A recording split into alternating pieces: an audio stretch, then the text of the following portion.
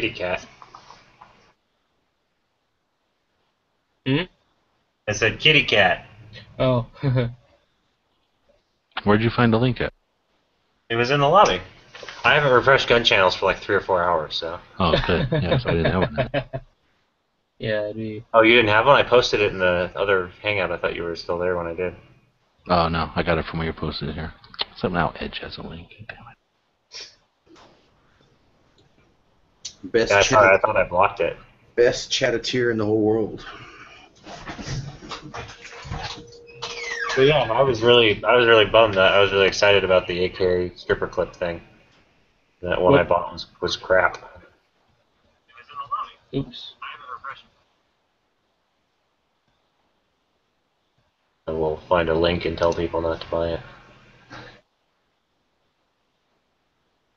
What, AK stripper clip thing?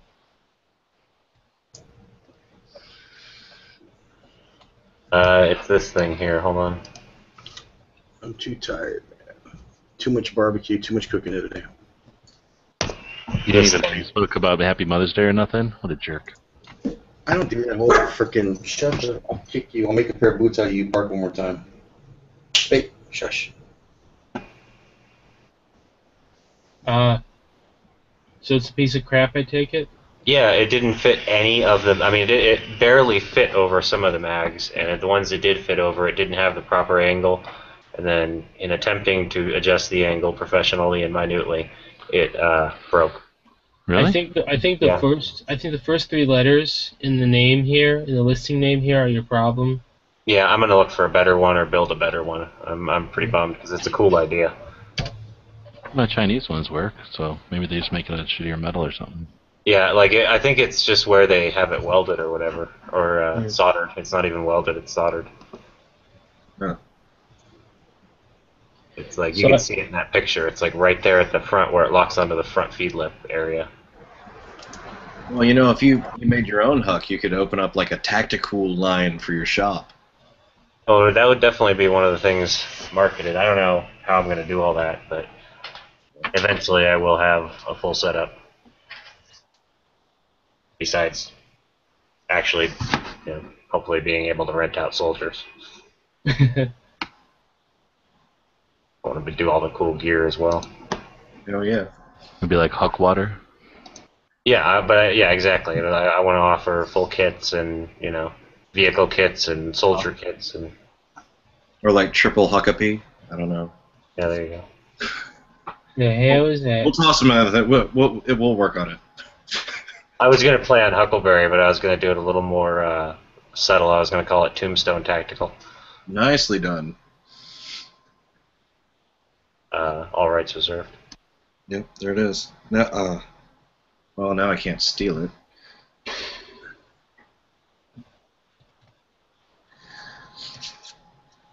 Oh, man. That's a sweet little leg thing. I kind of like that. Yeah. I wish there were three rows instead of 2. Yeah, it's I don't exactly know what it was supposed to be for, but they're like as cheap as $3 on eBay, depending on what camo pattern you get them in, and they're a genuine surplus. Well, that'll mount a lot of stuff, like the. Well, yeah, like general pouches and stuff. But I'm thinking, it's usually marketed as holster relocation. The thing is that most of the Molly holsters on the market don't fit don't fit or need more than a 2 wide strap of PALS loops. Yeah, some of them do, and a lot of knives do. So. Yeah. Anyway, I'm looking at that to go on because I got that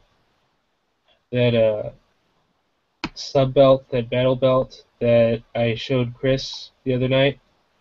That's coming in the mail either tomorrow or Tuesday, and I'm thinking about getting that as a mount for a pistol holster.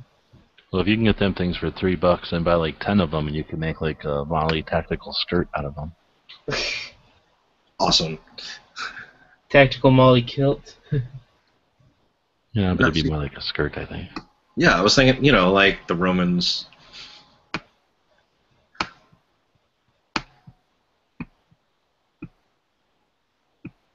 My thinking is that it's going to ride up. It's going to ride like really high and avoid most of the problems associated with drop leg mounted holster. But it's still going to put it a little bit lower than where the holster would be if I mount it directly on the belt, Okay. which I think might be a little bit too high to be comfortable. Yeah, that's not a bad idea. Yeah. That seems Yeah. like that would probably work out well. Hmm.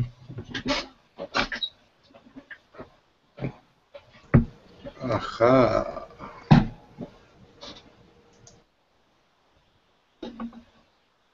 Now I'm just trying to figure out what holster to get to mount on it. And I'm honestly thinking a Condor holster based on the features and not the price. Okay. Because I found a Condor universal holster that has MOLLE straps in the back that are long enough that I think it will occupy all 4 of those rows of PALS webbing on the extender. So it's going to mount about as solidly as possible. Did you say extendo? Extender. Oh. Get your mind out of the gutter, G-Webs.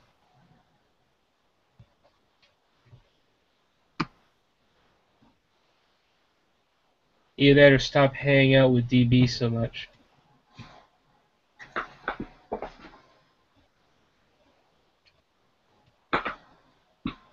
So my belt sander took a shit today. It's not very Christian of you. Lovely. Yeah, it's kind of a Something you bummer. can fix?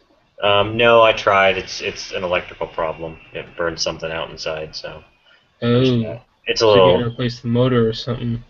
I'm just gonna get a new one. It's cheaper to get a new one at this level. Mm. Like $35-40 depending on where I go. I was gonna say, where do you Is pick that up the most of one your stuff? percenter level? No, it's the zero, I don't know what you call it, the nothing, or Right. baseline percentage. I don't know. Harbor Freight, pretty much. Okay. How do There's you that. feel about most of their stuff?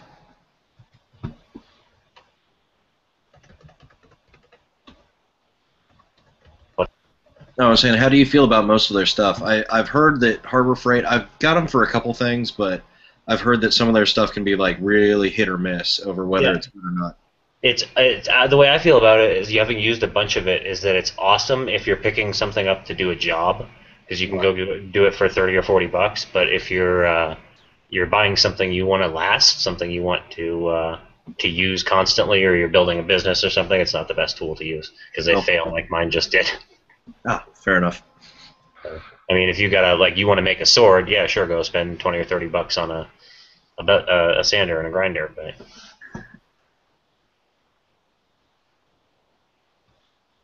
I can think of a couple of things I've bought at Harbor Freight though that, like, I'll never need to buy another one of those again because That's they're true. just so strong and hardcore. But then there's probably right around an equal amount of things that I've bought there that, I'll never buy at a cheap place again because I learned my lesson on it that it's not worth saving the penny or whatever. Exactly. Like I said, I've got a really good sander here. I said the switch is what went out. That's what burned out. Oh. They should do like a rating system on Harbor Freight so you could actually figure out, from other people saying like, this is something that's worth buying here. Like, this is something I'd never buy here. If Right. only I knew someone who built websites. If only. No, I'm saying on their own site it would be nice if they did that. I wouldn't want to. I don't know what the liability would be if you did it against somebody's store. Right? And they'd probably get kind of mad 'cause they'd never, it would be encouraging people not to buy some of their stuff. But on the other hand, it's encouraging people to buy a lot of their other stuff. Yep. But I bought like wheels there that are $7, and if you go to a real store, they're like $30. So it's crazy. You can buy some stuff that's, I think they're hand carts. I've never had any trouble as long as you buy the one with the solid wheels. Their hand carts are pretty good. Yeah, the sander I'm using is like $70-80 anywhere else, Home Depot or Lowe's or anything. And Right. it lasted me like almost 2 years for $35-40. I bought a mini sort of a small drill press, thinking it was, I don't know, $30 compared to 100 something. It Craftsman or something, and lasted like one maybe 2 uses and it fell apart. Are you serious? So, yeah, just the insides broke out, and the part still works. I could probably get a decent motor and redo it, but And that's the thing is I'd that there's rather just on get that, a Craftsman and have it last forever. And if I ever have trouble, they're behind it. Exactly. maybe that's a good indicator is how many components the item you're buying has. Good point. Yeah, because hammers and stuff I've had from there that are fine. Because how are you gonna ruin a hammer? I guess you can. Craftsman still backs up their warranty. I've had bad but- hammers. I've hammers got that axes explode on there me. that I'll never buy an axe from. Yeah, they're not good. They're just balanced wrong. They just everything about them is weird. Oh, okay. Craftsman will still back up their warranty, but they're not the old Craftsman like in the old days. No, They it's think true. you You gotta buy tools. the stuff that has the warranty. They sell a lot of stuff that doesn't have a warranty now. Really? Yeah, you can buy the Chinese Craftsman. You can buy a U.S. Craftsman, basically. Lame. Well, it's an option. Yeah. Well, it used to be one the same, but you always It's paid. lame if you go in there and think you're buying Craftsman and then save a lot of money and then find out that you didn't really buy Craftsman. Yeah. No, like I'm glad you brought that up because like that's news to me because I grew up, my dad was a carpenter, so I grew up surrounded by Craftsman stuff and I would just basically figured, well, it's just always bulletproof, so that's where I was going to go when I wanted my stuff to last a lifetime. So thanks for sharing. It used to be like that. Well, There's only one. it's still like that. You just, like I say, you don't buy their cheapest garbage, buy the stuff, Right. and you can tell immediately by looking at it which stuff is better than the stuff that's not. Okay.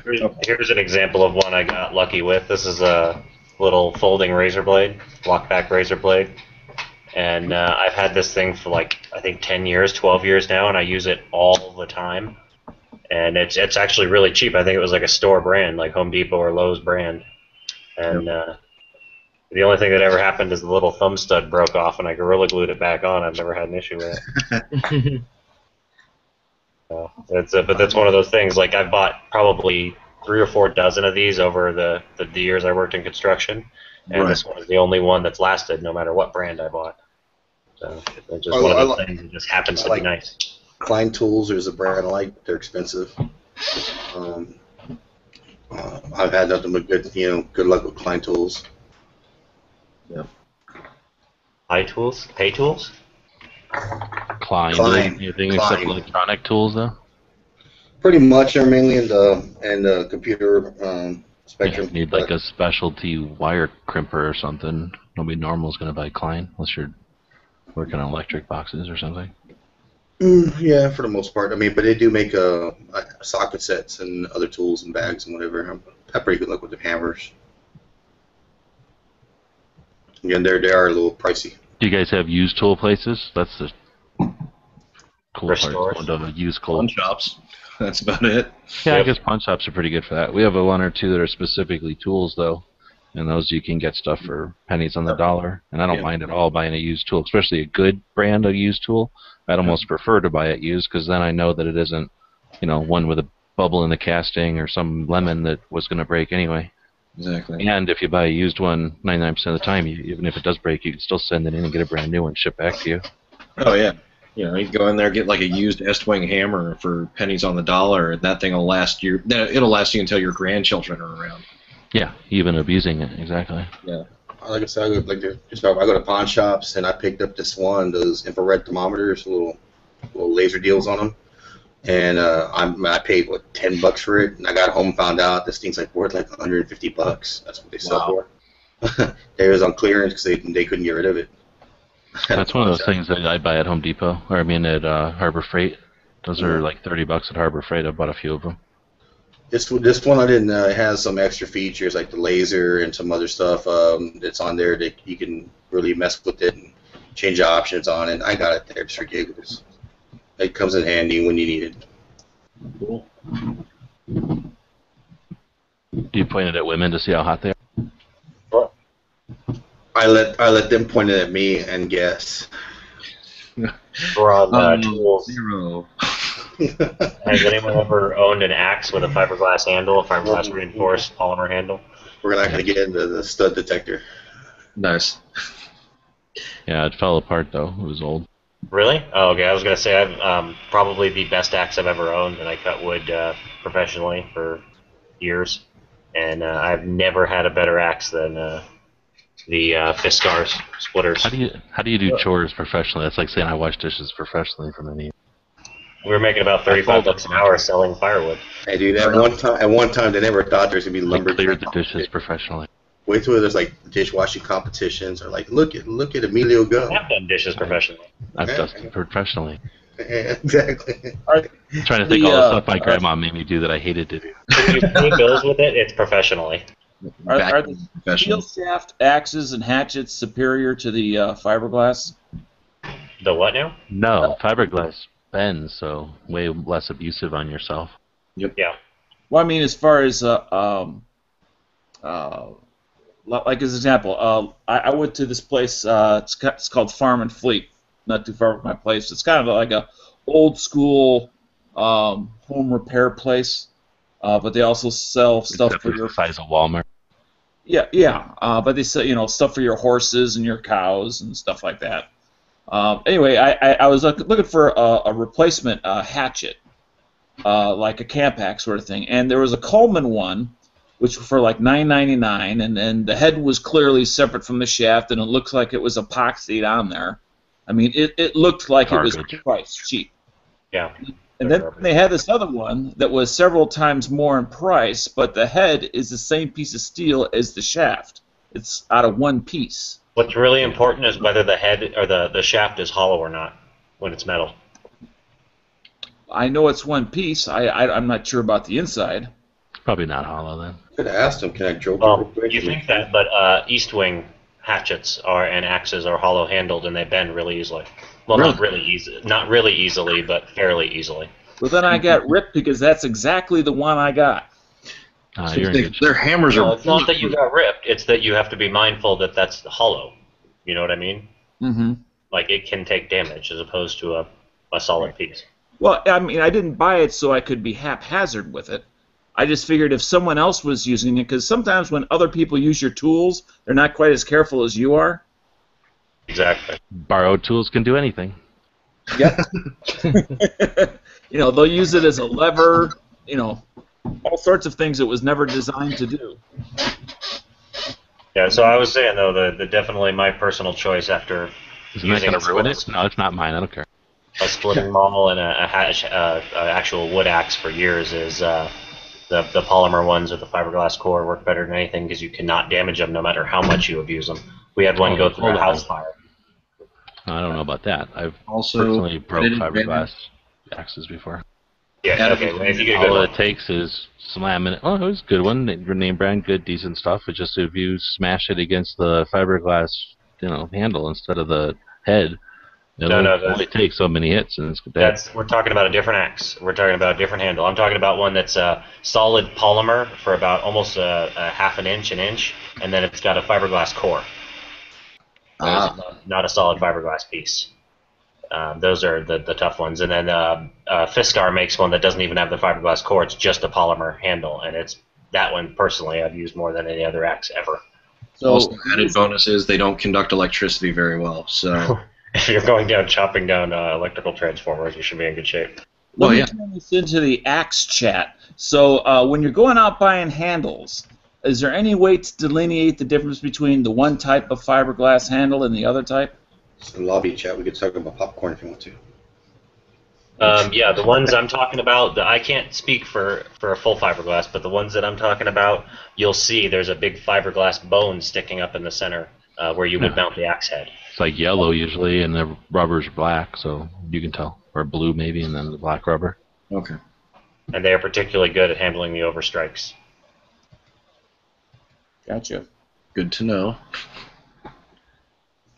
That being said, I can't speak for the ones I haven't used, so I just can compare that against the East Wing and the cheapos I've used and the wood handles and stuff like that.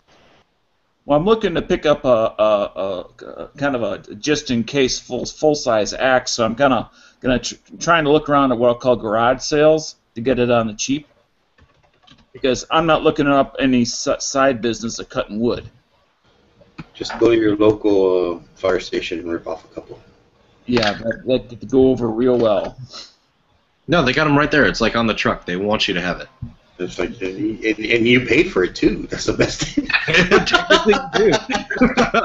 I have a lot of respect for most firemen, but god damn it, is that not tempting? Sweet ass axe just sitting there waiting to cave in zombie heads. How about a Halligan? Now we're going medieval on their ass. That's right. You can open anything with a Halligan. It's a good tool. That's what I hear, but I don't want to see the demonstration. So, you have a neighbor you don't like? The one thing I'd like to see is open a surgical ampoule with one. That'd be impressive. Well, usually surgical ampules you just kind of thumb off the little lid thing. I thought they had the little cut-off ones still, or do they not make those anymore? Where you have to cut them with a razor and break them off? They do have them, but they're very rare. It's only on certain medications where there would be an interaction with the rubber or whatever. But, You mean stink bombs don't count as medication? Morphine. Yeah. It depends. But medicinal stink bomb. Yeah, see, there you go.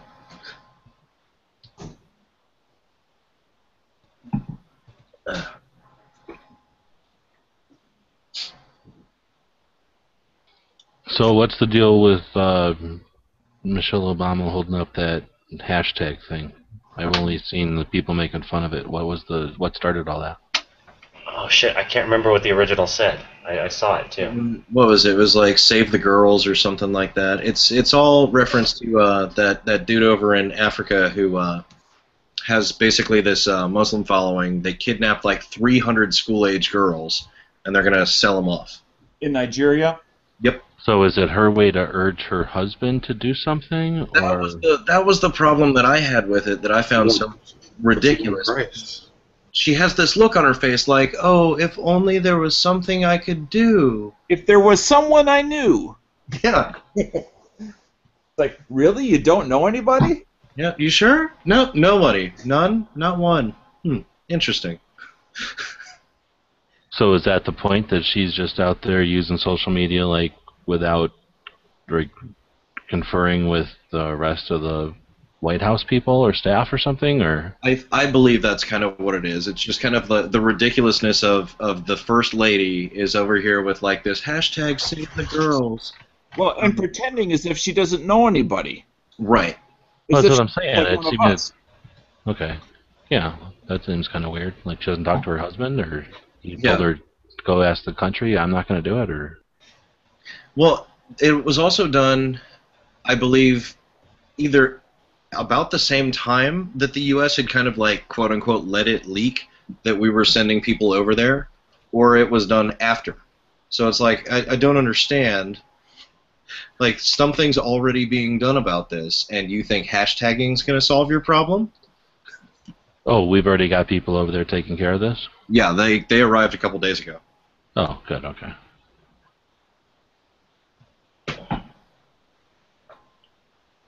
But yeah, there was a couple veterans groups that had like, hashtag like Save the Girls is going to do practically nothing. How about hashtag Send Our Operators? That's actually going to do something.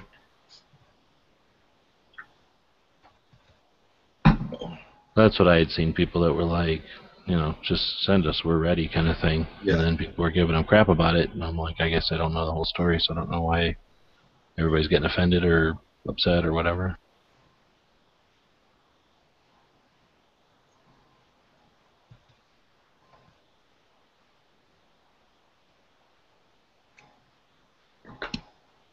No, it's kind of I guess, a newer version of what happened with the whole, like, the weird side about the Kony 2012 thing, where, like all these people are, over here in the U.S. and everybody's outraged, but like nobody's really doing a whole lot of anything about it. But we feel really good because we get to complain about it on social media. I thought that was the entire point of the internet. Oh yeah, my bad. It's silly, it's porn, duh. And occasionally cat photos. Pirated music, too. That's one of the most important parts.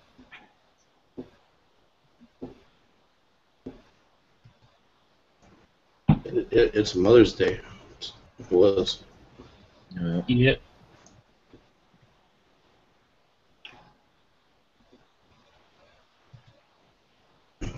I love when the wife tells you, "What are you gonna give me? It's Mother's Day." You're not my mama.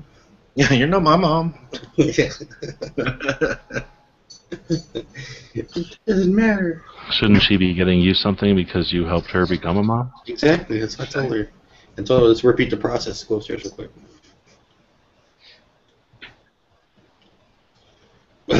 No. So how'd that go over, by the way? Yeah, way to objectify your wife. We don't go for that in these chats. There you go. Well, you know, I'm a efficiency man. But man, nah. Today was just a bunch of cooking and prepping and all kinds of shit. As far as getting everybody fed, a lot of work. Yeah. Again, Texas barbecues are always son of a bitch. You throw a good one.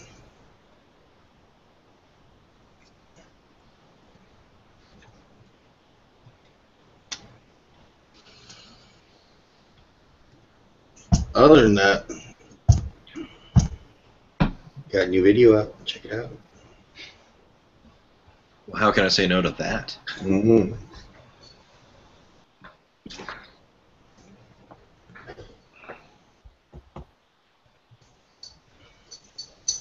Oh, man. Uncomfortable silence.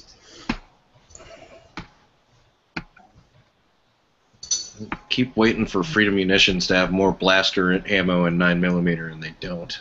It's still gonna cost as much as it costs in stores. What is blaster ammo? It's their cosmetic blem stuff. The stuff that's not pretty enough to charge full price for is their blaster stuff. Well, I just bought a whole bunch of Freedom Munitions. They're remanufactured. Mm-hmm. Yeah.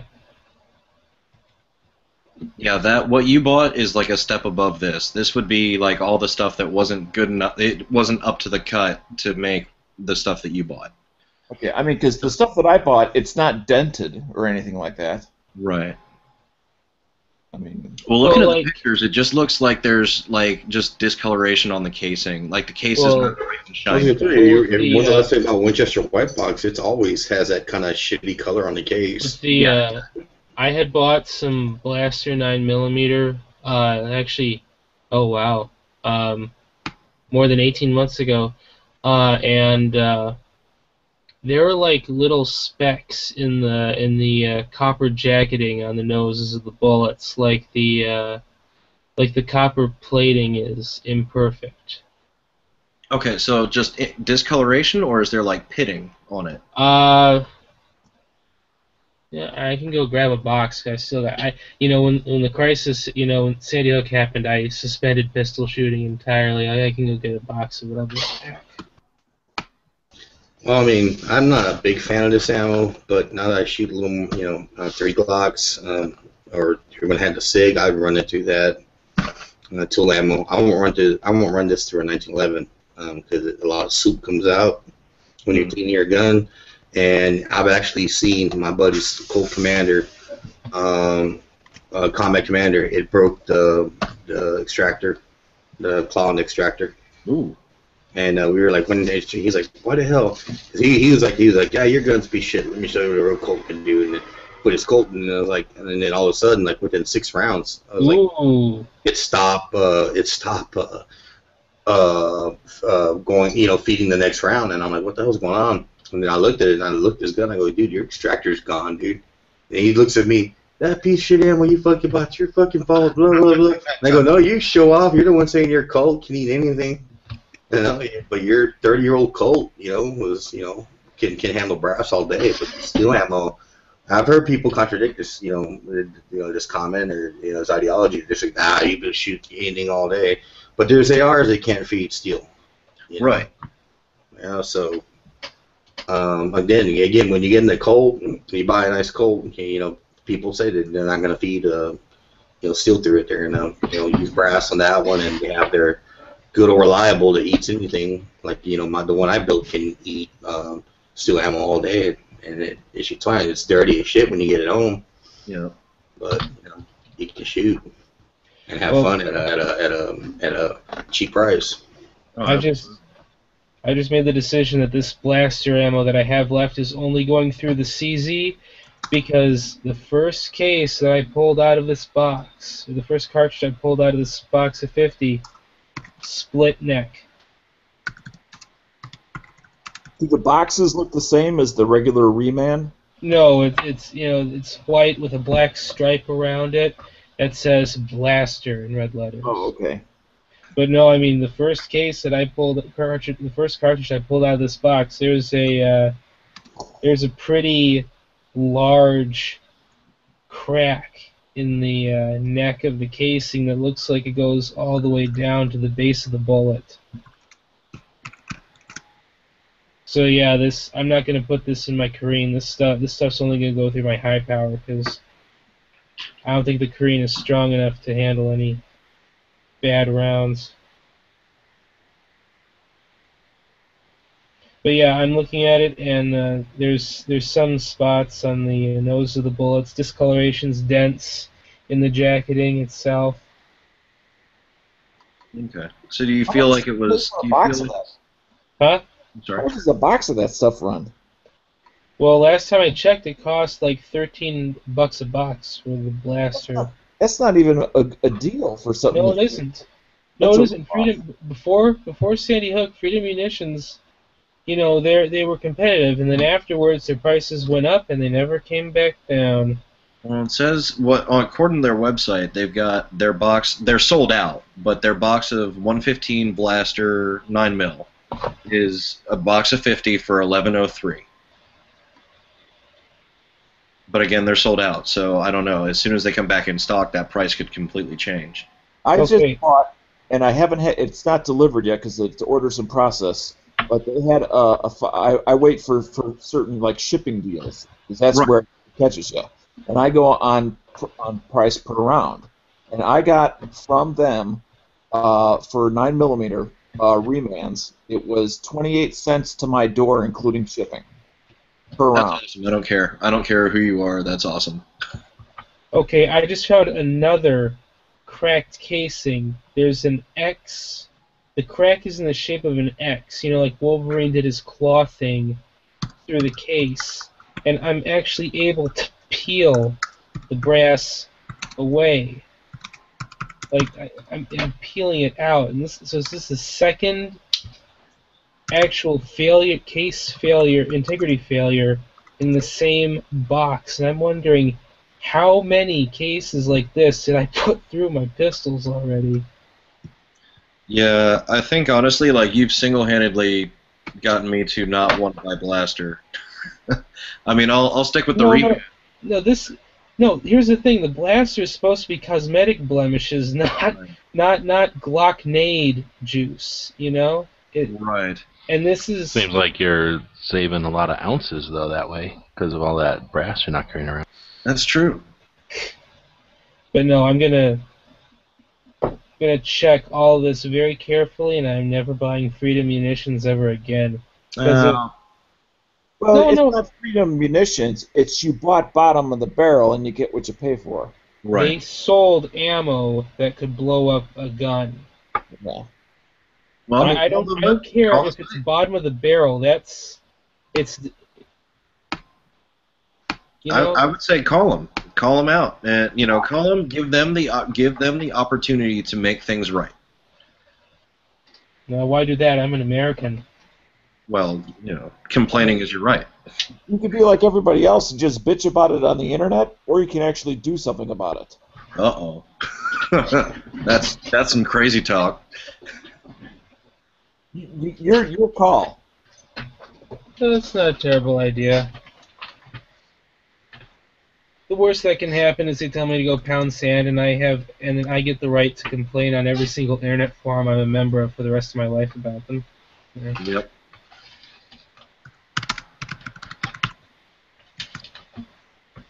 And if the conversation starts going south, just throw that one out there. Like, I'm a very important person on Facebook. No, I don't do that kind of shit.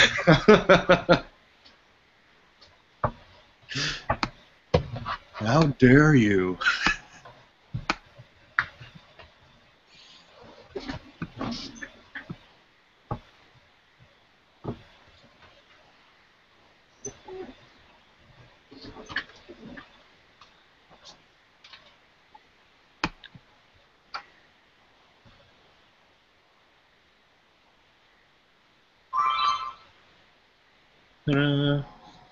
Yeah, the camera makes that noise.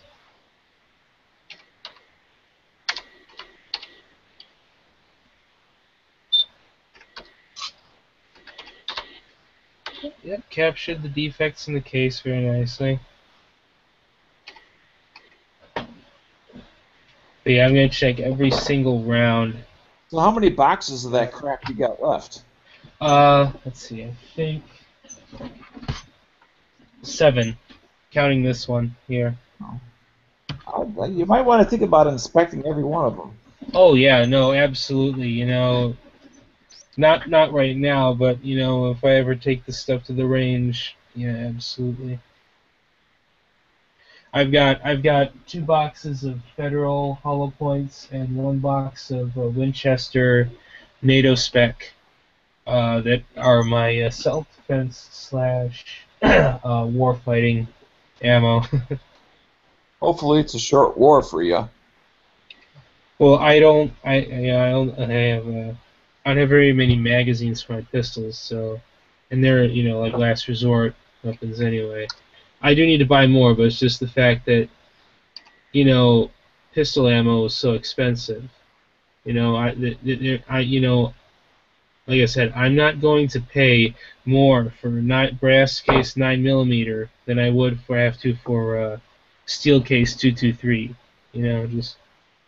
And that's based off of what scientific principle? The fact that that's what it was before this all, you know, before the last ammo crisis, and the price on steel 223s come down, so I'm just waiting for the price on 9mm to come down.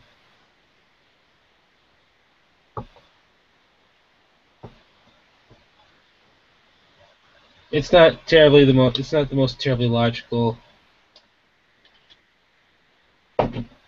thing to arrive to, I suppose.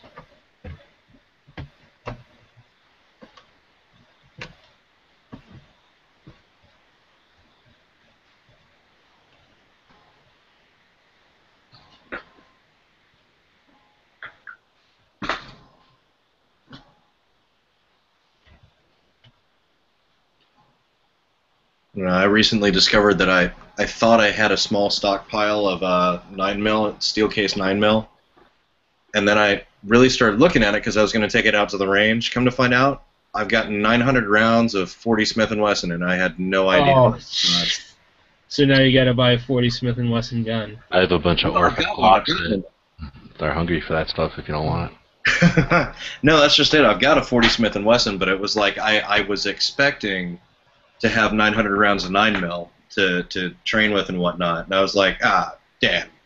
Well, looks like the looks like my M&P is getting a little more use. And now I got an excuse to go buy 9mm. Yep. Get some of that. What's that shit you just bought? Blaster crap. Oh no! Don't shoot that through a Glock. Oh no, that's asking for to be a new candidate for a robotic hand. I don't know, man. Have you seen that? Could you imagine being a cyborg these days? It's awesome. Oh, I'd love to be a cyborg. I do have to say, I am a little bit surprised with that blaster crap from Freedom Munitions, because I have, for probably about 3 years, run thousands of both 9mm and 40mm remand from them, and never had any problems like what you're describing at all. I mean, with the exception of maybe 1 out of 200 or 300 might be a dud. That was it. Okay. So I mean, you figure, so overall, Freedom Munitions, the Reman is probably good for training use, but I don't know. Like, would you recommend it for like duty use if you got like a hollow point? after I found these case failures, I wouldn't trust anything they put out. Period. I stick to more what I'll call traditional. It's not so much the name as it is with a track record. Okay. Brand. I'm not so much a particular brand as it is I like brands that have a track record. Fair That enough. are a known entity, whether it be, a Gold Dot product or a Winchester product, like a Ranger T, or Right. one of the other. Yeah, see, I carry Gold Dots almost exclusively for a very similar reason. But I'm wondering if I'm gonna buy something in bulk, if there's a good quality manufacturer who's pumping it out these days. But I don't know. I haven't really found anything that just really makes me want to bite. Yeah, and as far as self-defense ammo, I normally don't buy what I'll call super huge quantities. And what I mean by that is the highest I've ever bought is 500, which may seem like a super huge quantity to somebody. But as far as range ammo, I normally we'll just call it greater than 1,000 Right. per No, I person. agree. But my quality standard is very different than for that. So, but I don't anticipate needing thousands of self-defense rounds. But if I had to in a pinch, that Right. Full Metal Jacket could be if needed. Right. Absolutely. But it's not a first choice.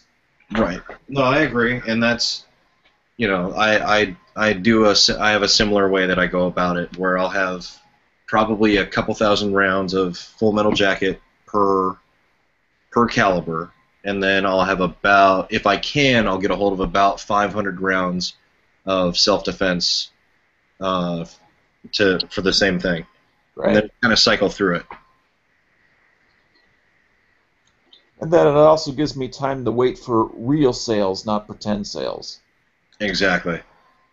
Because, like I said, like on the Freedom Munitions I just bought, I bought it because it was $5 for shipping, no matter what you bought. Yep.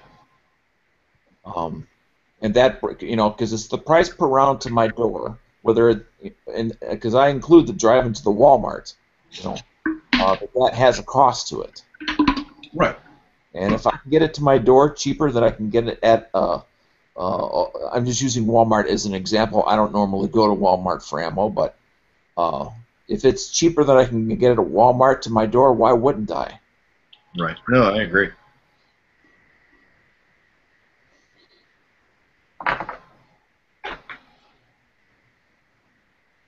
It just, you do have to have a little bit of bank to make that happen.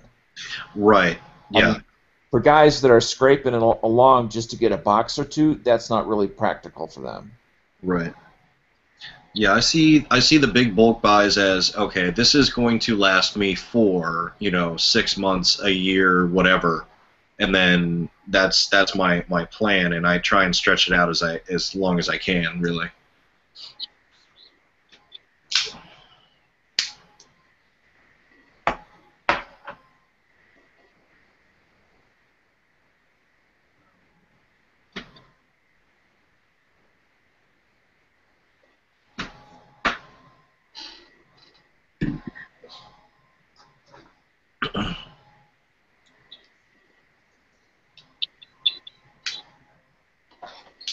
Yeah, there was There was a brand that I found out through having my my Life of Duty membership, which is, I guess, Life of Duty is like affiliated. We're a sister project of the NRA, sort of thing.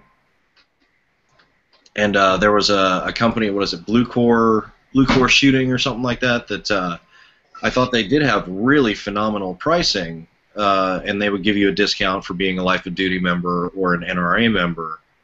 And the first 1,000 rounds of 45 I got shipped to me was, I believe, shipped to me was right at 37 cents a round.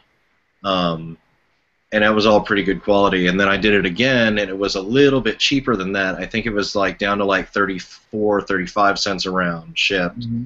and just the quality the second time around seemed like crap. I mean, it was all the first time everything was boxed up in like individual boxes of 50, nice and sealed. The second time around, like it literally was 1,000 rounds in a big heavy-duty plastic bag, sealed in a box.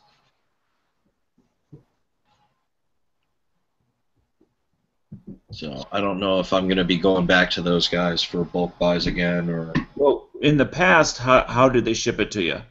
In the past, it was in boxes of 50. Each one of those boxes was individually okay. Instead of a poly bag. Yeah, and then this last time that I got it, it was just a big heavy duty plastic bag, and I was like, that does not inspire confidence. Like the box looked beat to hell. What I have done to extend, because I have ammo that I call my reserve ammo, which I keep, just in case for long term, whether it's at whatever scenario, but I keep it in ammo cans, but not old crappy beat to shit, still got the sand in it ammo cans. Right. Actually new, not used ammo cans. And then I put a couple packs of those desiccant packs at the bottom. Yep. Then I put a couple packs in the middle, and then I put 2 packs on top. Yep. And I'll actually fill it with not like 9mm as an example. I'll take a 50 cal can, and I can get 1,500 rounds in there. Right. And then because it's got a nice seal on there, I've got, between the desiccant and the seal, I feel that I've got a good long-term storage solution, and the fact that it's made out of steel, not plastic. Right. Versus, range ammo I'm going to use in the next couple of months, that can stay whether it's in the poly bag or the little plastic box. Right. But otherwise, everything I have goes into a steel can. So I'm going to be pulling it out of whether the box it came in or the poly bag. Okay. But I can see, if you don't have a good storage system, just a cardboard box with a poly bag isn't very inspiring. Nope. As far as confidence.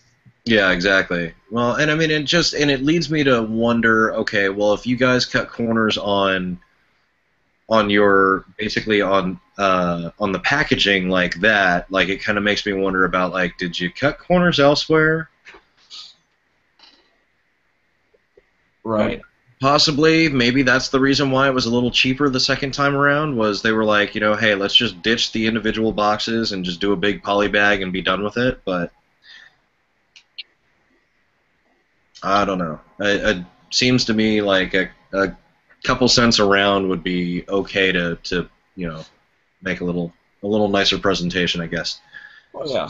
And it goes back to sometimes you do get what you pay for if you pay just a little bit more. Like there's a place, I think it's called Georgia Arms or something like that. They had this stuff called canned heat. Its regular price is a little high, but it comes in brand new metal boxes sealed. And so when you're buying it in already pretty much a long-term storage solution. Right. Okay. But then again, I try to watch for the sale. So I do have some stuff from there that I got on sale. But if it's not on sale, I won't go there just for the box, or right. The metal can, I should say. Fair enough. I remember being very disappointed when I discovered that Lake City, like the ammunition company Lake City, was not actually in Lake City, Florida, and I was very disappointed. Like, oh, what do you mean it's not? Damn it! That was going to be an afternoon trip. I could just drive over there. Yeah.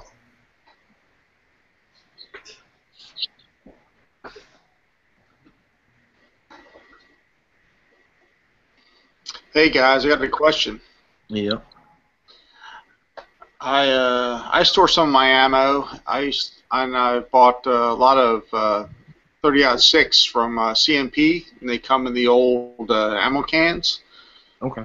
So I've used which used to be belt fed, I guess. So what they comes in is a plastic bag and like 200 rounds of 30-06 in a plastic bag. So when I shoot it, I got a leftover ammo can. So that's what I store all my ammo in now. But a lot of people freak out about leaving it in the cardboard box and putting it in there, and that's all I do. I just, because it's military surplus, it's sealed, it's got the rubber seal on it. So I just put my 9mm and my 40 in there and just lock it up tight. And I don't really worry about it, but I never really. I'm kind of new to this stuff, so people are like, "Oh no, you need to put some." The cardboard will absorb moisture and stuff like that, and I just don't throw that out there. I just use my old ammo cans. Is there any suggestion? Should I put some type of moisture absorber in there, or should I take them out of the cardboard boxes, or what's the deal? You can, they can buy those ones from Stack-On. I believe they sell them in packets where they can be recharged. They tell you to put them in the oven for 10 hours at a certain low temperature, which is that's kind of a lot of electricity to spend on recharging them when you're buying them. Yeah, when you're buying them at an economic price. But what a real cool trick is, I don't know where you live. Like I live in Texas, where it gets real hot in South Texas, and one of the things is a tip I got from other guys. Like, hey, well, it's freaking boiling in your car all day, right? Put them in your damn car, or put them in your garage when you're gone, at work, and just let them sit there and bake in your garage as everything else does. And sure enough, they recharge like that too, and they're not terribly expensive. Yeah, because these are only like $5 or $7 for like a 6-pack or something like that. Are these in a metal can for long-term storage, or just until you use them at the range? Well, I don't plan to store them forever. I just when I got my Garand, I shot a lot of 30-06, so I got a lot of they're surplus military cans for 30-06. So they're steel and rubber sealed and all that crap. So I can fit, my spare 9mm and 40 cal and 45s all in those cans. So I don't plan to store them there forever. I just have them in there for now. But I mean, if I had to leave them in there, they seem pretty sealed. You know what I'm saying? I mean, I don't think I would have to do anything extra to them. If you store ammunition in the boxes, they absorb moisture. But of course, you're going to want, on top of it being sealed, you do want to put something in there to help them preserve the ammunition, even for temporary and long-term storage. Right. Like those silicone packs or something to absorb the moisture that would be in there. I worked in the computer industry, man, and you would see like when you get these boxes when these servers and crap come in, and they're like packed with that crap all over the big packs too. And I'd and they like, hey, do you mind if I take these home? Because you work in a government environment and nothing can go home. And they're like, yeah, go ahead, it's gonna go in trash anyway. I'm like, all right, cool. I'd grab them all and just throw them in there. And there's even ways to make your own, man. There's some really good videos, you check them out, where they use coffee filters and kitty litter, certain kitty litters, and make your own. I mean, just swap them out as you go at a very inexpensive rate.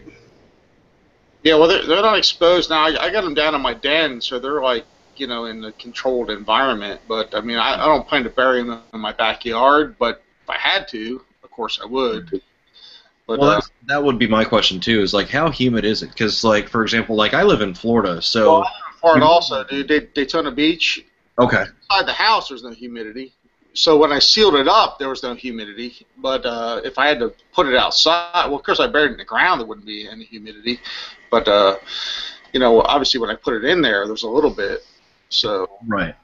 Well, and that's the thing too. Like Florida, even in the winter, we're still at like 60+% humidity. Right. Exactly. Ambient. So I would definitely try one of those like desiccants or whatever, which basically it absorbs moisture. And then it also, if you can, go one step further for like a nickel more, you can get the little oxygen absorbers, or sometimes those come in little food items and stuff. Yeah. Just toss that in there with your stuff, and then, just cycle those through every so often. Because normally, I buy it at Walmart, I bring it home, and I have it at home, so it's not like exposed for an extended period of time, so... But I try to store it. I don't leave it out on the shelves or anything. I try to put it in the cans Right. after I buy it. You know, I get a buddy that lives out in Pearson, Florida, and the humidity sucks, and he just crap out in the barn. And even after a month or two, his 22s start misfiring. And I was like, man, you need to store that frickin' crap. You know, at least put it in a box or something, man, because 22s are horrible for being exposed to the weather, man. Because they're not sealed, they're not center fired. So he leaves them out, and we get a lot of misfires on them 22s after he leaves them out for a while. Yep. Yeah, I'd say the same thing. I mean, if he can put it in a sealed container, and I mean, yeah, like preferably, I would say ammo can, just because you know they're durable, you know that they'll last for a while, and a couple of those little, like I said, the desiccant packets in there, you're gonna see it last a lot longer. Yeah, absolutely. Because I mean, that stuff I buy from CMP, they're in military cans with even if they got a little rust on the outside, Right. they got the rubber seal on them, and those things are perfect on the inside. Yep. You know. Yeah. Bass Pro or at Christmas time usually sells those for about $10, brand new, and then they're not beat up, they're not rusted. They put a fresh coat of paint on them, but they're not beat up. And it's about $10 by Christmas time. It's the cheapest time to buy them. Everywhere else, right now I'm seeing locally they're selling the ammo cans, the 50 cal cans, for $20. Yeah, most of mine are 30 cal, but I got a couple of 50 cals I bought online, and they're like I said, on the outside they're scuffed up, and the inside they're perfect. Yep. You can't ever have enough of those, man, because it's like all of a sudden you start getting more ammo, and they're like, okay, well, we'll have to divide them into, you have your home defense, like I have mine, where it's like, yeah, defense ammo, and then shooting or range ammo, and then storage, and then before you know it, I'm like, I got so much 45, I have to actually divide a can specifically to 45 on defense ammunition and split them up, and then before you know it, like, I need a can, and then you try to buy one individually, and whatever, dude, online. You have to buy a bunch. I bought a bunch of ways back. Oh, and no got a doubt. pretty good deal.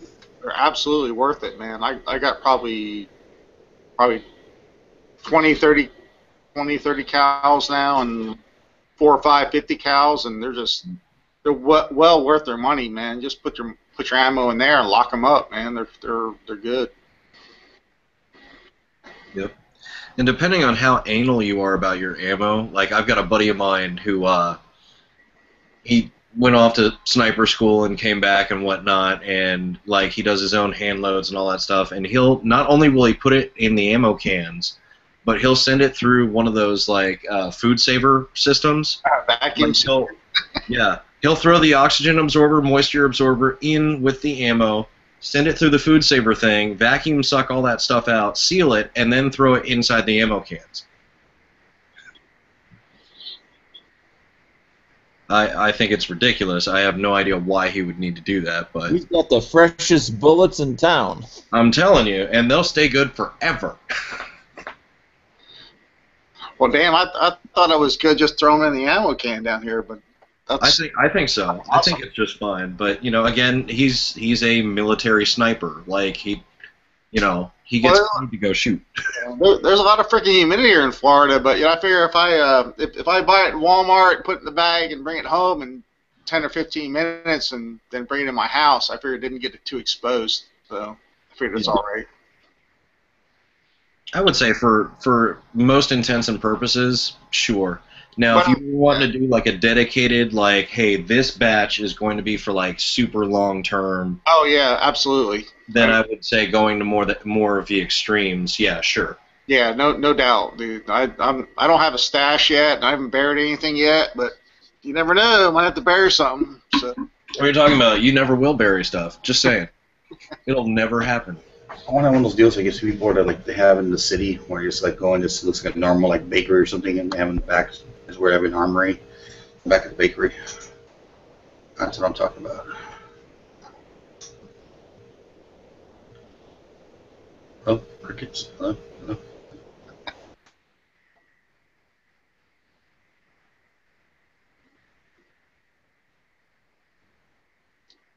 Did we lose the feed? Oh, it got quiet all of a sudden. No, no. No, it just ruins it. No, Oh, there. it's a bunch of prudes like you webs. You guys been muted for like a half hour, man. Like storing up. He's just astonished by like me, coming in here, just writing up the chat. Yeah, all right, cool. What is this? Got Ryan Bastard in there. There you go. This is only my second chat, so I'm not a professional yet. Yeah, you haven't gone to the ritual then, though. Whatever that is, no, I haven't. All right. You're across the equator? No, I'm in the northern hemisphere. I'm in Florida, so all right.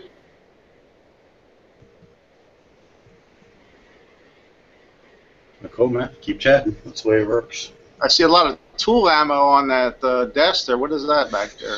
I can't read it. Well, yeah, it's 40 Smith & Wesson. I was there at Walmart, and I was picking up some crap I had to get. Mother's Day shopping, all that crap. I had to throw some flowers at the wife. Is that So I was like, yeah, let me see what the ammo they got, and they had Federal and this, but again, like I said, I wouldn't shoot this through 1911, but through any modern pistol, not modern, but modern design pistol, Glocks, SIGs, I'll shoot that tool ammo through it. They usually eat it up just fine. I shoot tool all the time, man. Steel case don't bother me at all. I like brass. I prefer it always, but hey, if I can find it on the cheap, and Hasn't hurt anything I shot it through, so. yeah. That damn 40 cal is all I could find. That and shotgun shells when things went bad a year ago. I actually had to buy a gun that was in 40 after the Sandy Hook crap, so. They actually had 9mm at that Walmart. I haven't seen 9mm in a while in the 100-pack Winchester little boxes. They wanted like what, $26 or $27.99, $28, like it's like $14 a box, basically like 50 rounds. You split it up, and now I was thinking about, but I bought 200 rounds when I was at the gun show of some foreign ammunition. It was all brass, and I like Winchester white box, but it doesn't really, as long as they're brass and good looking rounds, it's all good. About the foreign ammunition, a lot of times you'll see is they'll be gold plated on the top, or like a gold-looking plating versus your standard copper plating. Well, Tool makes that brass stuff now out of Italy, don't they? Whatever that. That's good stuff, man. I shot all 200. Man, it seemed to work fine. All 200 rounds, and that was also like that kind of gold-looking plating on them instead of more copper, and it worked just great. I shot the shit out of that. Awesome ammunition. I haven't had any problems with it.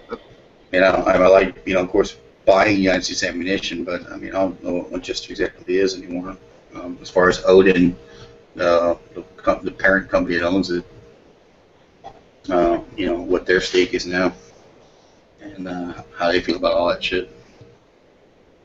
I'm in Daytona Beach, Florida, man. I haven't had problems getting anything recently, last 6 months, except for, of course, the 22, man. But everything else has been stocked up, pretty much.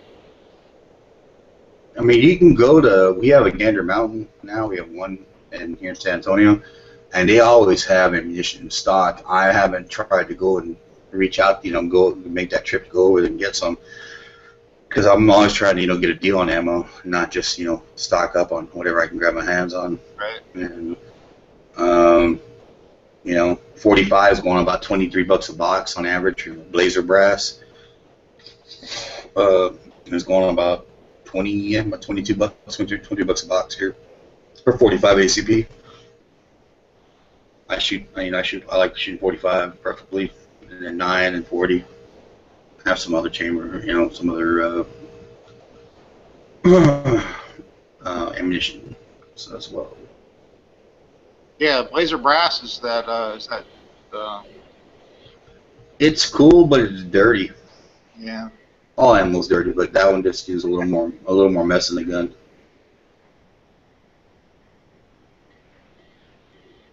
But it's good. It's good brass. You're picking it up.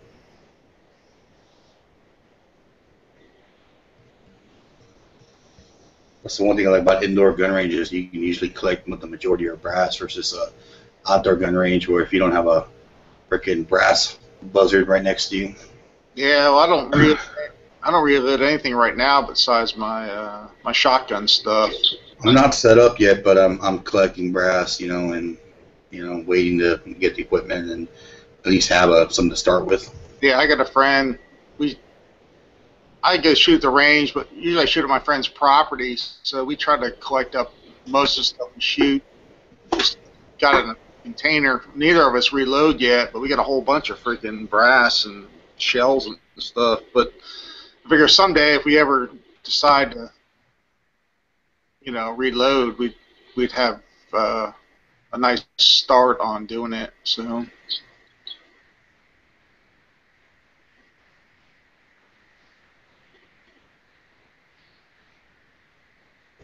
Yeah, I hear you.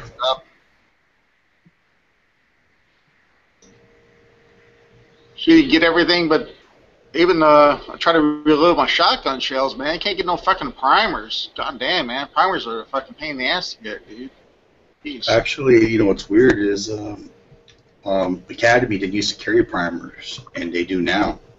At least a couple of the ones I've been to where they actually sell primers. I was like, wow, I've never seen primers at Academy. They don't sell the other components, but they did have primers. Well, that's amazing, man, because I live in, I told you, Daytona Beach, Florida, and I called everywhere. Nobody had a freaking primers. I had to call the local trap and skeet place, and they said they had them, but I had to join, which I don't. I will join them just to get them. But damn, I called 5 places in Volusia County, and none of them have shotgun primers. So I'm like, whoa, god dang, man. You tried going online? I know you're gonna have to pay that. Going online, we gotta ship them, dude. Shipping's fucking prices sucks, dude. Shipping that shit because it's considered high. I got a buddy who reloads quite a bit, and he doesn't reload your average stuff. I mean, like 45 long Colt. I shoot that, some other stuff, and what he'll do is he'll just save up to where he buys. I mean, not in massive amounts, but a pretty good bulk. And he'll, you're talking like a $500, $600 investment he'll drop just to get components, and he'll do it all in one shot with one company, and that's what he does. Wow. Yeah, I can understand that, man. Right now, I'm just doing it kind of for the fun of it, and just doing some improvised shotgun shells and just trying to make my own bird shot and stuff, and just for the fun of it. And I ain't spending that much money. I just want to reload just a few of them. I just want to get a nice little leap press or something and just reload a few shotgun shells. And damn, couldn't do it. So. Yeah, shotgun. I mean, the way I look at shotgun shells right now is that they're that cheap. For $20 you get what is it? Oh no, yeah, dude. For it's more. How many rounds you get for $20 now at Walmart? Oh shit, dude! For $20, I get 100 of them. Yeah, 100 rounds. Yeah. Yeah, for the multi-pack. Yeah, for the multi-packs and 7-shot, and at that, is like a quarter? Then you listen to a quarter pop. I forget what it is. It's less than that, like 20 cents. I take them. I take the brush out of them and melt them down to make slugs out of them and put the slugs back in them.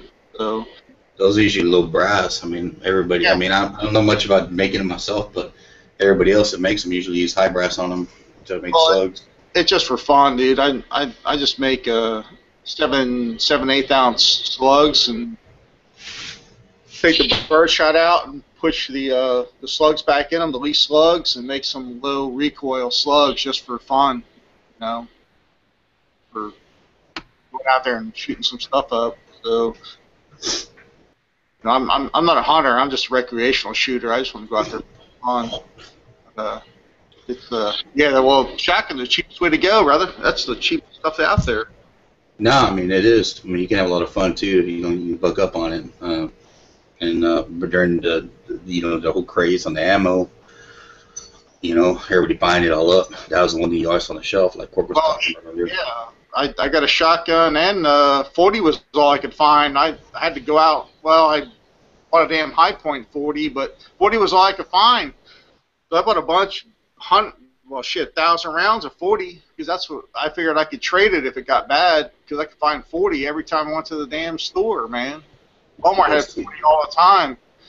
I bought a 9mm. I bought a 9mm because everybody's like 9mm is a great training platform. It's cheap. It's abundant. Everybody has it. And you know they were right. They're dead on at the time. But then Everybody has it. Then everybody Yeah, last year. 9mm. And I remember people talking 40 is too expensive. People say it's a shitty round. Some people say it. I mean, it's a shitty round. Blah blah blah. It does damage on guns, even blocks, and I've heard that from several people in Jaeger, you know, and other people I've talked to say that, and so on and so on. Dude, but he ain't all facts, brother. I like him a lot. But I mean, there's all kinds of flavors of ideology you're gonna find here, man. And in these circles, you're gonna find some people say one thing one night, and then all of a sudden next night you're gonna hear the complete opposite from another crew. Yeah, no doubt. So take it with a grain of salt, man. But the 40 is a good round, in my opinion. It's just something you have to train with to get used to. People, the reason the 40 evolved is because the 10 mil is too much of a bitch to get used to. I've shot 10 mil. Even the full load stuff. Was it the shit? What was the one that Murphy had when we shot? That the big boy stuff was it? Double tap. It was that other one. It's Grizzly or the Bear, or was it? Buffalo Boar. Buffalo Boar, yeah, he had that, and I was like, whoa, I was like, had a little kick to it, but I mean, that the 40 now is like people. I think the discussion came up the other night. It was like, well, shit, the whole thing about 9mm is getting the cheap now. 40 is so much available. That's why some people have been buying 40 guns, 40 pistols now, is because they're like saying, I can find the ammo. It's more, it's more readily available. And it's not terrible in price now, like it used to be. Well, I'll tell you what I did, not to cut anybody off, but I didn't have a 40, man. But I mean, things got scary there for a while. You couldn't buy nothing.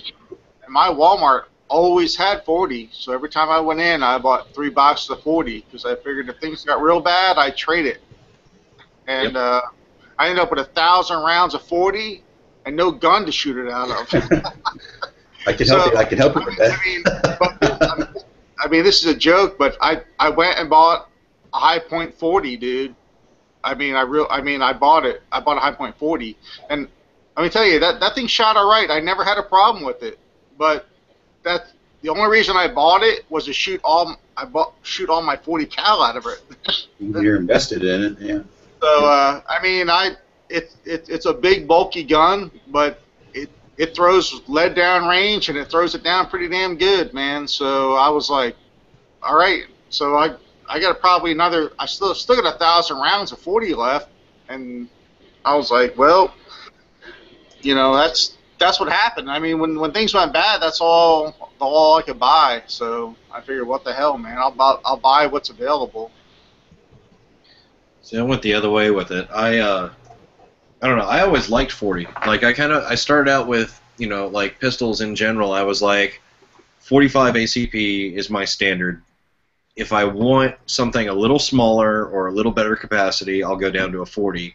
If I need a super tiny pistol, I'll go all the way down to a 9mm. And that's kind of the way I look at it. So everybody else was out of everything, and I still had like tons of 40 while all this was going on. And I was like, well, it just reaffirmed my beliefs on it. So I kind of split the difference. I've got a 9mm, I've got a 40, and I've also got a conversion for my 40 to make it into the 9. Okay. So, but again, I like both rounds. Right. Obviously, and everything you guys said, there's no disagreement. It's less expensive, but it's kind of like your favorite color. I mean, whatever you like is what you like, as far as preference is concerned. At least in my opinion, there is no hands down winner. They all have their pros and their cons. I love shooting 45. What's that? I love shooting 45. When you can get it, but it's my best round, man. That's why we were doing that range day, and out there, I'm there with my little Glock 26. I'm like, damn, dude, this sucks. I'm hitting the steel, about 50%, and then I pull out my 45, my para, and like, bing, bing, bing, bing, bing, bing, bing, bing, bing. And I was like, damn, that's the gun. And I just changed the recoil spring on it too, so to test it out. That's the reason I took it. And I was like, yeah, that's always been my round. Yep. You're always going to end up spending more money than someone else into another caliber. And the other thing is, depending on what gun, and I know you're into 45s, and you know this, but other people might not, is with many traditional 45s, there's that ongoing capacity issue. Yep. No, I mean that's fair. And I mean even my HK USP that I have, okay, that's still 12 rounds, and it's a full frame HK USP, where I can go down to, you know, any of your M&Ps will be in 9mm, will be 17 plus. So. Well, that pistol I was shooting at one time was my Para P13. It actually is a 1911. It holds 13 rounds. Oh, really? Okay. Yeah, I can pass. Oh, it's a Para. Yeah. So, I mean, I just put the recoil spring because I was having problems with stovepiping, and I had an issue where I was having to fit the springs I was getting from Brownells, and then I realized there's a different technique on how to put the gun back together. When you have a guide rod on a 1911, unfortunately, you have to kind of work around the guide rod. It's not as simplistic as the design was initially. When you just have that basic guide rod, the smaller one with the plug, you have to, especially even then when you work in a two-piece guide rod, which I have on that gun, just throws another fucking thing in there, and then you have to try to put that all back together with a really high-tension spring. It was a son of a bitch, and I finally found a technique to do it to where I was like, okay, outside of going blind, you got to wear safety glasses if you put it on, but so you know, I've had it actually bounce off the top of my, like, the rim of mine, and I was like, that would have, if it was just like a half an inch to, you know, lower, it would have probably put my out. Yep. And Edge takes springs to the face. that's right, and bricks. Like a man. Like a man, that's right. I don't want to take you guys' time, but can I tell you my first experience with my 1911? Go for it. Not. Yeah. So, well, I'll make it quick, okay? Just kidding you. So I buy my M1 Garand, and I love that thing. And then I just wanted to get a freaking 1911, just because, you know, to be, you know, whatever, period correct. So I look around, and I want to get a Springfield GI. Well, they don't make them no more, so I find a Springfield mil-spec. And I'm like, okay. And this was like 2 years ago, and this was even back when shit was going bad. So I got it for $6.99. I was pretty happy with it, and I'm used to my my Taurus PT92, you know. So I'm shooting my new 92. So I get this Springfield mil-spec, you know, 1911. Take it out to the range, man, and it's like that 1911 is like it's like a hair fucking trigger, guys. I mean, I shot my 92, and then I took my freaking mil-spec out, and it was like, when I thought about pulling the trigger, it went off. And I'm so more accurate with that mil-spec 1911 than my PT92. It's just fucking amazing. Have you measured the poundage on it, on the trigger? I have no idea, dude, but it's got to be like 5 pounds. I mean, Five's not. No, you know, okay, 5's not bad. I was thinking when you said that, I was thinking 3. So much. I mean, of course, a single action, I understand. It's so much smoother than that PT92. But it's like, I'm scared. I won't even touch that trigger until I'm lined up because it will go off just by me touching it. You know, I'm so much more accurate with the 1911 that I don't feel I need 15, 17, 18 rounds with that thing, dude. I mean, that 4-letter word, fucking need. Sorry, that's just my opinion, man. I shoot that thing so accurate that when I point at something, I feel like I'm going to kill it when I pull the trigger. And that PT92, I feel like I may have to cap off a couple rounds to kill it. I don't know. That's just the way I feel when I'm at the range, man. When you changed to a true single action trigger, which was pretty much the design in 1911, it does, you know, that's why when you're talking initially, I was thinking you're talking about 3 pounds. Because I've actually, my 1911 that I have, that Citadel, it actually came with a 3-pound trigger. You want to talk about a hair trigger, man? That thing, like, Well, it's just a standard Springfield Mill. That sounds about right, about 5 pounds. Probably 5 or 6. That sounds about right. I mean, it is. 4.5 usually. It feels like a hair trigger to me, dude. When I point it and I just like touch it, it seems to go off. So the reason I'm telling you that Citadel actually had a 3 pound trigger, and I looked at some forum stuff and I saw some other guys say, yeah, I might give 3 pound trigger too. That's just another enhancement. No, that's not an enhancement. That's a defect that they. When I set the gun to get fixed because the feed ramp was off, they're like, yeah, the hammer hooks or in the engager and the hammer hooks on everything, the internals are off, and their gunsmith, the master gunsmith, did his job on it, and you got it. When I got it back, it had like a 4.5 pound trigger on it, but it went from like that 3 pound, man. I had like 3 friends come over like, dude, this is scary. Usually pay to get a 3 pound trigger, if you're gonna use it as a race gun or something. And it's like, dude, this is scary, dude. I would not, have this around, full, locked and cocked because it's a scary gun. I was like, yeah, I know. And then I sent it to them, got it back, and they fixed it. So it was kind of scary to me, but you have to, it's a 1911. You got to flick the safety off and put your finger in there. But that gun, when I put my finger in there, I better be sure where I'm fucking pointing it, because it will go off. Dude, that my PT92, I feel like I have a little bit of, even in single action with the hammer back, I feel like I got a little bit of wiggle room. But that freaking Springfield, man, if I put my finger in there, it's going off. That's the way the fucking trigger is, and it's amazingly accurate for me. I mean, it's like, damn, I'm not a super accurate person, but when I'm bearing down on something, the bullet goes right where I'm pointing that gun. So it's I'm really happy with that gun. Absolutely. So, most guns are more accurate than the shooter. I mean, when I bring that Springfield up, I mean, not that I use it as a defensive weapon, but I feel like if I'm pointing that at somebody, it's going to go off and kill them. That PT92, I feel like I have a little bit of wiggle room, but that Springfield, I feel if I pointed that at somebody, I'd be killing them. I mean, that thing would, if I decide to put my finger in the trigger guard, it's going to go off. So I'd be way more cautious with that 1911 than I would with that PT92, no doubt.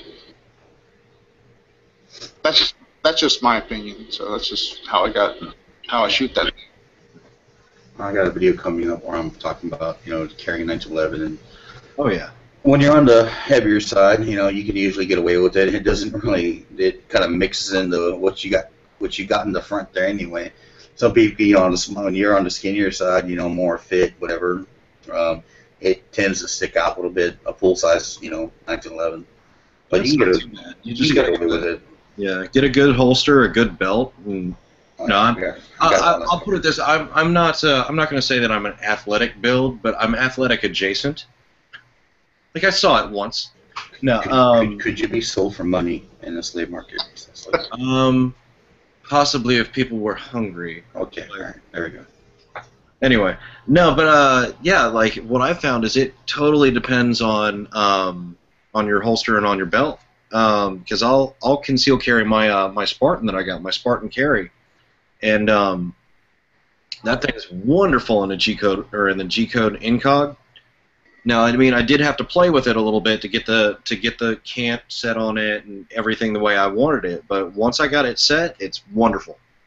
So your appendix, I could see appendix carrying that. No, straight up, strong side. I'll carry it like 3:30, 4 o'clock. I thought that whole G-code thing was about carrying all appendix style. You can, but you can shift it around wherever you want to. So. For me, it just the way I'm shaped or whatever, like the freaking butt of the pistol sticks out too far. If I carry appendix, I mean I could. I'm broad enough, but I got a little bit of the pooch going on in the front, and it just it pokes out the way that it sits on the belt. So I'm better off just carrying strong side with it. Well, let me ask you guys this. I'm not going to carry that 1911. Okay. or my PT92. I live in Daytona Beach, Florida. It's hot as shit down here. So I'm leaning towards if I'm going to carry, getting a shield, an M&P 9 shield. So that's what I'm probably going to get to carry. You're gonna sweat like a motherfucker. Today I was carrying this, my Glock 26, and inside the waistband holster, and like I'd go to the restroom, and of course I pull the gun out, and do my business or whatever, and leave it there, and it was covered in sweat all around the grip, not on the slide, but the grip was covered in sweat, and that's through a layer of leather that's hugging my body. And I was like, okay, cool. And I decided to wipe it off and put it back in the holster. Well, that's from what I researched. There are my two options, man. Probably a Glock 26 or an M&P Shield 9. So I have a 9mm shield and I love it. It's great. I bought it. Basically, I knew I was getting rid of my PF9 that everybody hates, but mine was perfect. So anyway. But I was selling that one off, and I knew I was, so I wanted something to replace that for, shorts and T-shirts weather. And that 9mm shield is awesome. I'll carry that one appendix, and it's great. You don't even know it's there. Yeah, the problem is I never shot either of them, so I don't have anything against Glocks. I never owned a Glock. I'm just which is funny because everything I own is full size, so I should be used to something being full size, but something being on my body, the Glock just seems a little wide to me. I don't know. I really like my 1911, the 45 and the angle on it. I just shoot that so well, so I'm probably gonna end up with the Smith & Wesson. Yep. So, I mean, you're whatever, you're sacrificing 2 rounds or whatever, but, I figure if those 2 rounds save my life, I got myself in a bad fucking situation. So. Let me ask you a question. Since you seem to love the 45 round, why not go with the XDS and 45?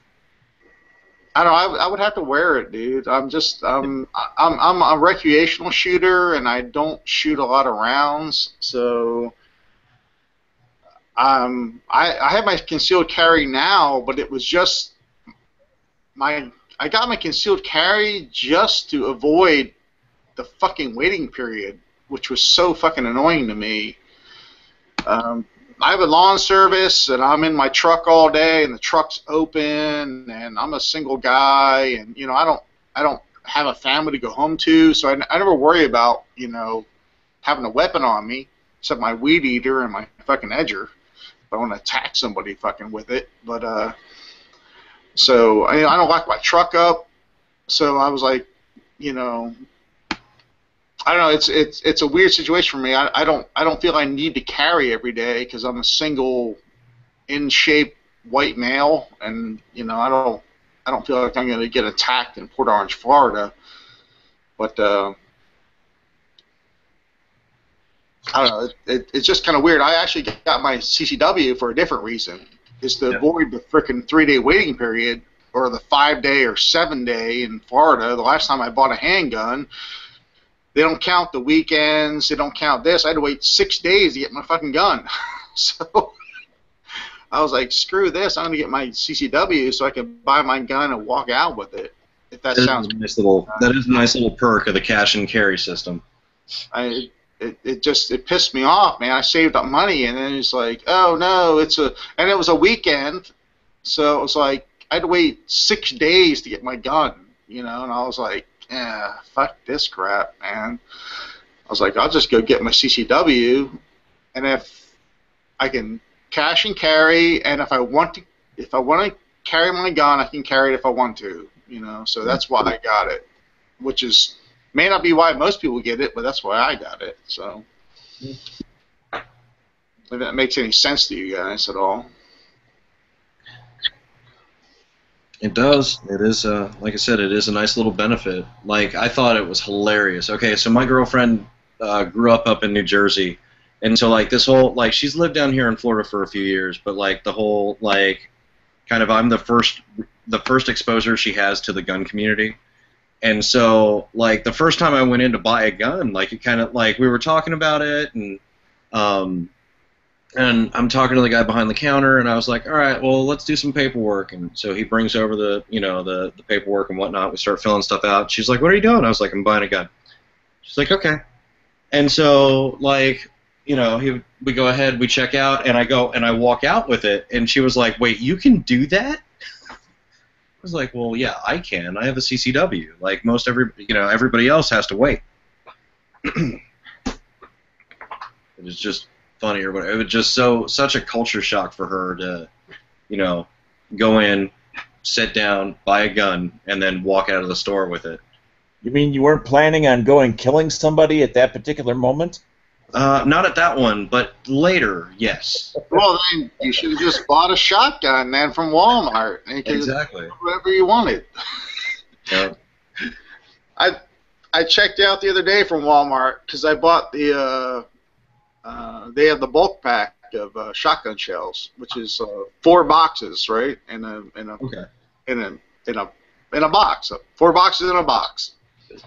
And I went to the automotive department, which is usually by the the sporting goods department, because there's nobody in the fucking sporting goods department ever. So I bring it over there, and the guy and there was another guy there, and he was joking with him, and he goes, "Oh yeah, you can buy." I said, "I can buy 3 of these. I can buy 12. Actually, I can buy 12 boxes of shotgun shells because they consider it one purchase."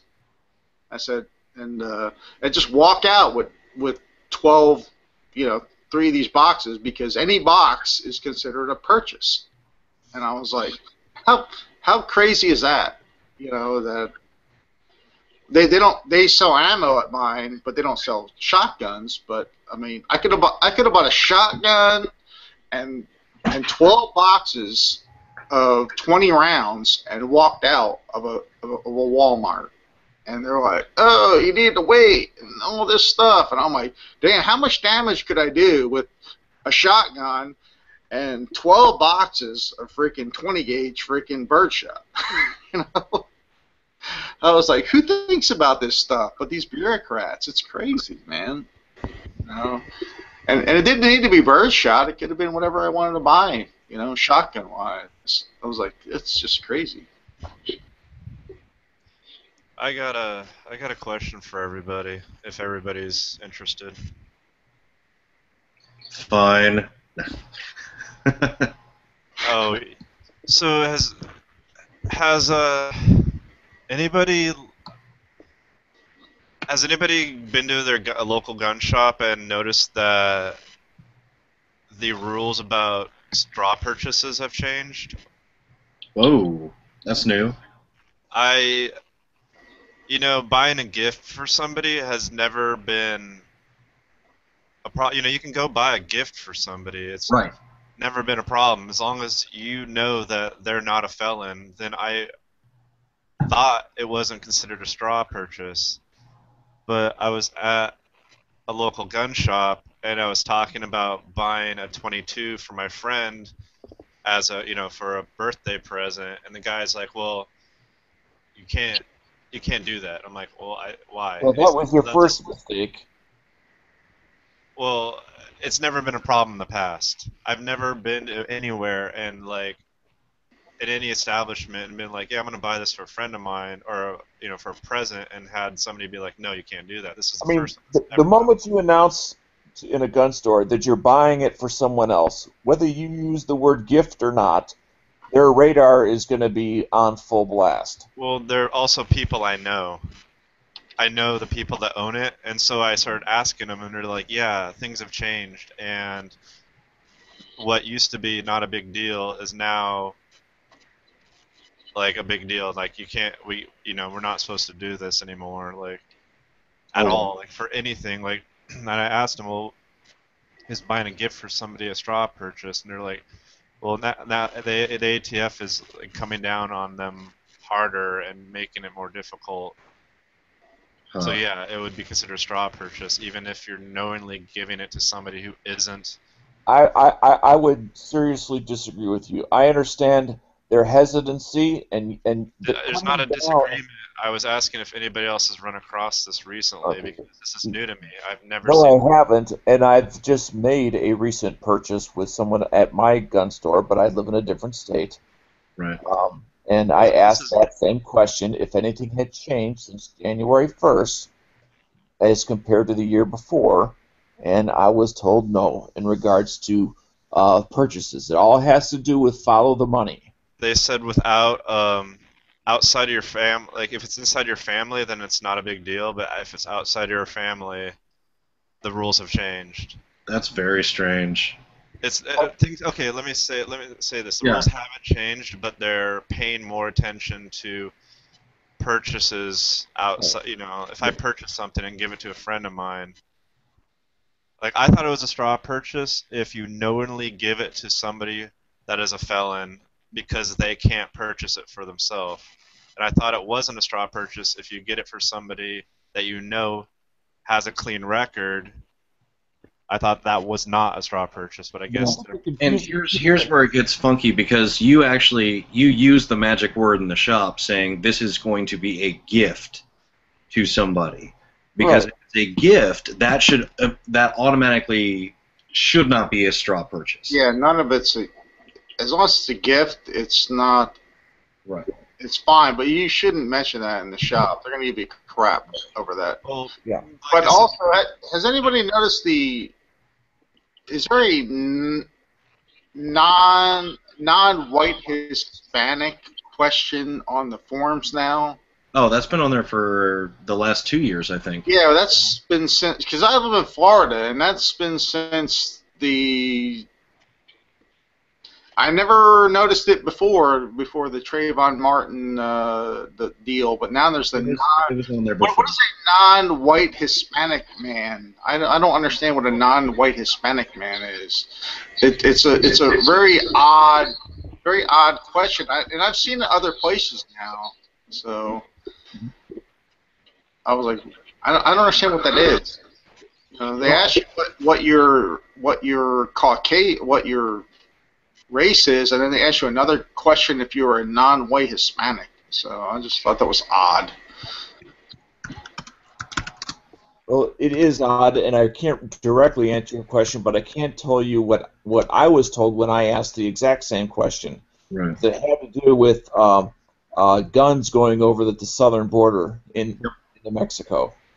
I just thought it was odd that it turned up 2 years ago or a year and a half ago when the Trayvon Martin Zimmerman thing happened to occur at the same time. So, but I had bought quite a few weapons before that, and then I was like, what is this extra question here? Because usually I would go, no, no, no, no, and I'm like, well, there's an extra question here. What's this extra question? Yeah, that's question 11, 11A through 11L. Yeah. And when you get down towards the bottom, with the exception of the first 15 or so, those are all disqualifiers. And then the last 1 or 2 are not disqualifiers. They're just questions that may require additional information on your part to make it an approved purchase. wow. I mean, it used to be question 11 was simply disqualifiers. That's no longer the case. Now there are some conditional statements. And that's where your question comes from. It's that if you answer yes, you may be required to give some additional information. Apparently, the ATF is they're flexing their muscles when it comes to all this this stuff more than they used to, which is Because being a non-white Hispanic is not a denial. But Yeah, it's odd. I mean, yeah, the government's all against racism and stuff, and I'm like, what in the world is a non-white Hispanic? Out of all the maybe it's the like. Have you ever watched like Hispanic TV? Like, there's like people that do not. They're Mexican, but they do not look Mexican. well, maybe. what is a white Hispanic then? I mean, who would answer that question? Yes, I'm a white Hispanic. someone from Spain. Yeah. Typically, it would be an actual Spaniard. Yes, I understand, guys. I'm not trying to be. I'm just trying to be a little bit funny. It's just kind of. Oh, it's a stupid question. It's like, yes, I am a white Hispanic. What the heck is that? It's just that it's not clear what they're really trying to go after. I should just say I'm an American. Why is there like that's just a whole government screw up thing where like I should just say I'm an American. Why should I say I'm in like one of these 20 freaking groups? What the hell does that freaking? They're probably having multiple meetings trying to figure out how to word black Hispanic. Yeah. Yeah, exactly. How do we say this without offending anybody? Well, what? Why should I differentiate myself from anybody else? You know, I mean, geez, you know, I mean, I don't really care, but I would think everybody else that had to. Well, if you have the answer that you're black or Indian on any other kind of form, people would be like outraged over the thing, and they're like, they don't care about the firearms form. That just doesn't make any sense to me. You know, I'm like. Well, it might have something to do. Good Lord, if you had to fill that out on any other form that you were black or Indian or Hispanic or Asian, they would go crazy over that stuff, man. Well, think about how they're like filing these people if they're incarcerated. If you're like, you know, something Garcia and you get incarcerated and they're filing you under non-white Hispanic, and then you go, you know, apply on the 4473, and then they send that back to the background check. It's like, you know, cross-checking you, and if it's a generic name, and they pull it up, and they're like, oh, it's generic name that's, you know, non-white Hispanic or white Hispanic, you know, white with Hispanic background, you know, might just clear you from a check, basically. Well, yeah, I mean, well, I'm from Daytona Beach, Florida. We lived through that with Zimmerman. I mean, what is Zimmerman? You know, I mean, geez, I mean, you know, they called him white and Hispanic white and white Hispanic. I mean, the poor guy. I mean, you know, I mean, he kills somebody. I mean, he kills somebody. That's terrible, dude. I mean, it's a tragedy. He kills somebody, but honestly, I don't feel sorry for that guy. No, I mean, you know, I don't feel sorry for him either, dude. It's a tragedy what he did, but what they did to him and his name is just crazy, dude. I mean, Zimmerman is not a Hispanic name, man. You know what I'm saying? Yeah. They made him like something that he wasn't or was or whatever, you know. I mean, my name's Morton, you know. I mean, like Morton is not a Hispanic name, you know. In the summertime, I get a dark tan, and if I like shot somebody, they'd be like, "Oh, Morton, he's Hispanic." I'm like, "No, brother, I'm German." You know? I'm freaking German with a dark tan. You can't make me Hispanic. You know what Carlos Mencia says?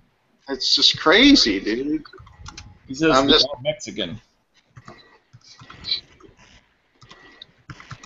I mean, I'm not Italian or anything. I'm German and freaking English. And they're like, oh, you're Italian. I'm like, no, I just live in Florida. I got a dark tan. You can't freaking take me as freaking Hispanic or Italian or whatever. I mean, geez, man, I'm just a freaking American. Geez, man, give me a break.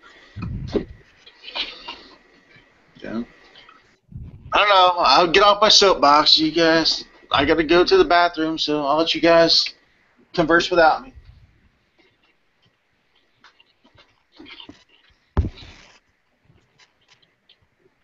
I don't know. It was odd to me because I thought I knew what a straw purchase was, and apparently I don't.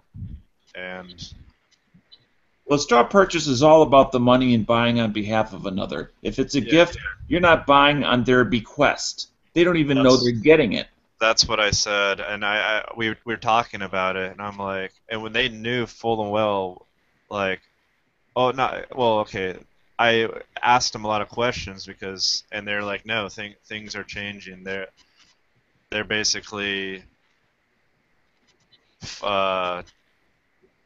they're being a lot more strict about this, and so like we can't sell it to you now because it's not for you. And I'm like, but I thought if I was, you know, I thought I knew the rules, but apparently I didn't. Well, the other thing is that stores, whether it's a mom and pop or a big box store, in addition to the law, they can also follow their own internal policies, which are not necessarily a law. I know, and I asked. Like I said, I was very clear, and they were very clear that it wasn't anything that they. It was the ATF was basically coming down on them a lot harder about this kind of stuff, and they weren't allowed to do what they used to be able to. Like what was the norm is not the norm anymore. Yeah, well, I mean, I had a kind of a similar sort of scenario recently where I bought a West German SIG 228 on Gunbroker, but it was a person-to-person sale. The other guy was not an FFL. I went to my local gun shop thinking it would be no issue. And they basically, my local gun shop was like, we're not going to touch this. And I was like, what are you talking about? And they were like, it's got to, because it is a used gun, and the local sheriff's office basically audits my local gun store. Basically, they were like, it's on the local sheriff's office pet peeve list that we're not gonna like. It's gonna have to pass It's gonna have to pass what we call a pawn form, which means they have to get fingerprints on the other guy, on the original owner, beforehand. Something you just mentioned that I think is really important that's clearly different is you're referring to, if your sheriff is doing it, then it's a state law, not a federal law. No, that's county. I don't even think that's state. The sheriffs are not an agent of the ATF. The ATF has their own audits. Right.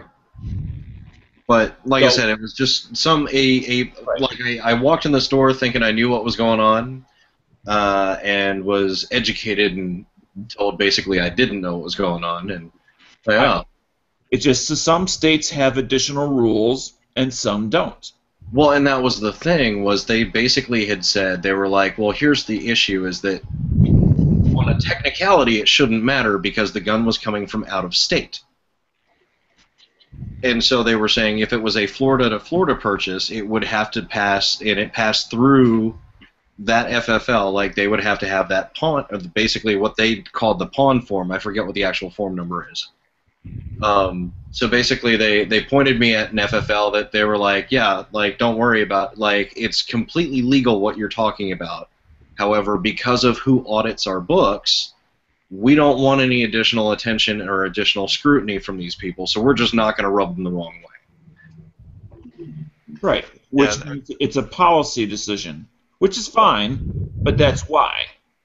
And that's what my people said, is that they were being scrutinized a lot more than any other time. Like this is, they said it was completely odd, and it was a lot of muscles are being flexed. That it's it's just like this ammo getting yanked out from under us, this imported ammo. It's a lot of like bureaucracy, Yeah. It's I've always made it my personal policy that even though, like at my local gun store now, I know them very, very well. They know me very, very well. But I never discuss with them the intent of my purchase ever. I know. And that's to protect myself, but also to protect them. I understand.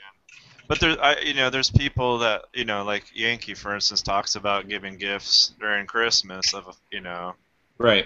Well, he has in the past. I don't know if he's doing this anymore, but in the past, and I've given gifts like this before over the years, here and there myself, and yeah, my birthday's coming up, just so you know. I actually have something for you, but I'll. Outstanding. Yeah, you have to give me your address and gun channels or something. Yeah. I mean, Yankee did do it just this past Christmas. I know that for a fact. Well, I'm not gonna, that doesn't matter. But it's. Well, I'm saying, I find it odd. Like I understand the family thing they can never touch, but like, I always thought it was like, it's like when you're a teenager and you go and shoulder tap at your local mini mart. Hey, buddy, can you buy me some beer? And if you go in there and do it, then yeah, you're breaking the law because you're buying something is underage beer. But if I bought my friend a 6-pack who I know is over 21, then it's not. I'm not. Right. I don't know. That's how I always thought of it in my mind. I thought I was thinking of it correct, but apparently, the ATF is changing things. Well, yeah, I mean, again, and I suspect that it's either some sort of state difference or it's a policy of your gun shop, and that your previous understanding was indeed correct. I mean, granted, I could be wrong. I'll always throw that out there, but I went through this literally weeks ago, not even a month ago, Yeah. and Well- that's why. And that's not how it is in my state. It's But- your choice what you fill out on that form, though. I mean, there's a line on the form that says, "Are you buying this for yourself, or are you buying for someone else?" It's your choice to fill out that line. No. But if I remember right, that line specifically has bolded like this is a straw purchase, not a gift. Yeah, well, I understand, but I mean, the ATF, there's no gray. They can do whatever they want. I mean, if you just, what I would do is just buy it for myself, Oh yeah. tell anybody, and then Well, give it to them, and make sure you give them a bill of sale or a bill of gift to them when you give it to them. You know what I'm saying? I mean, I understand. Like I said, like it used to be easier. You could just do what you were just doing, but now you have to think about what you're doing. You know what I'm like I saying? said, when I asked them, they were saying like this is new, and this is like basically everybody's under more scrutiny now because Absolutely, they are. There's no doubt, man. I mean, And I this- don't think they would deny you, but I didn't end up buying it. question, you may get denied. I don't know, man. I mean, that's just things are so weird now. You almost have to fib when you're doing stuff. Well, I think Have to. they need to. Well, it's bullshit, basically, in my opinion. Like Absolutely. honestly, like On the 4473, on the 4473s I've filled out, it says there, giving the firearm as a gift is allowed or it's legal. It says right there.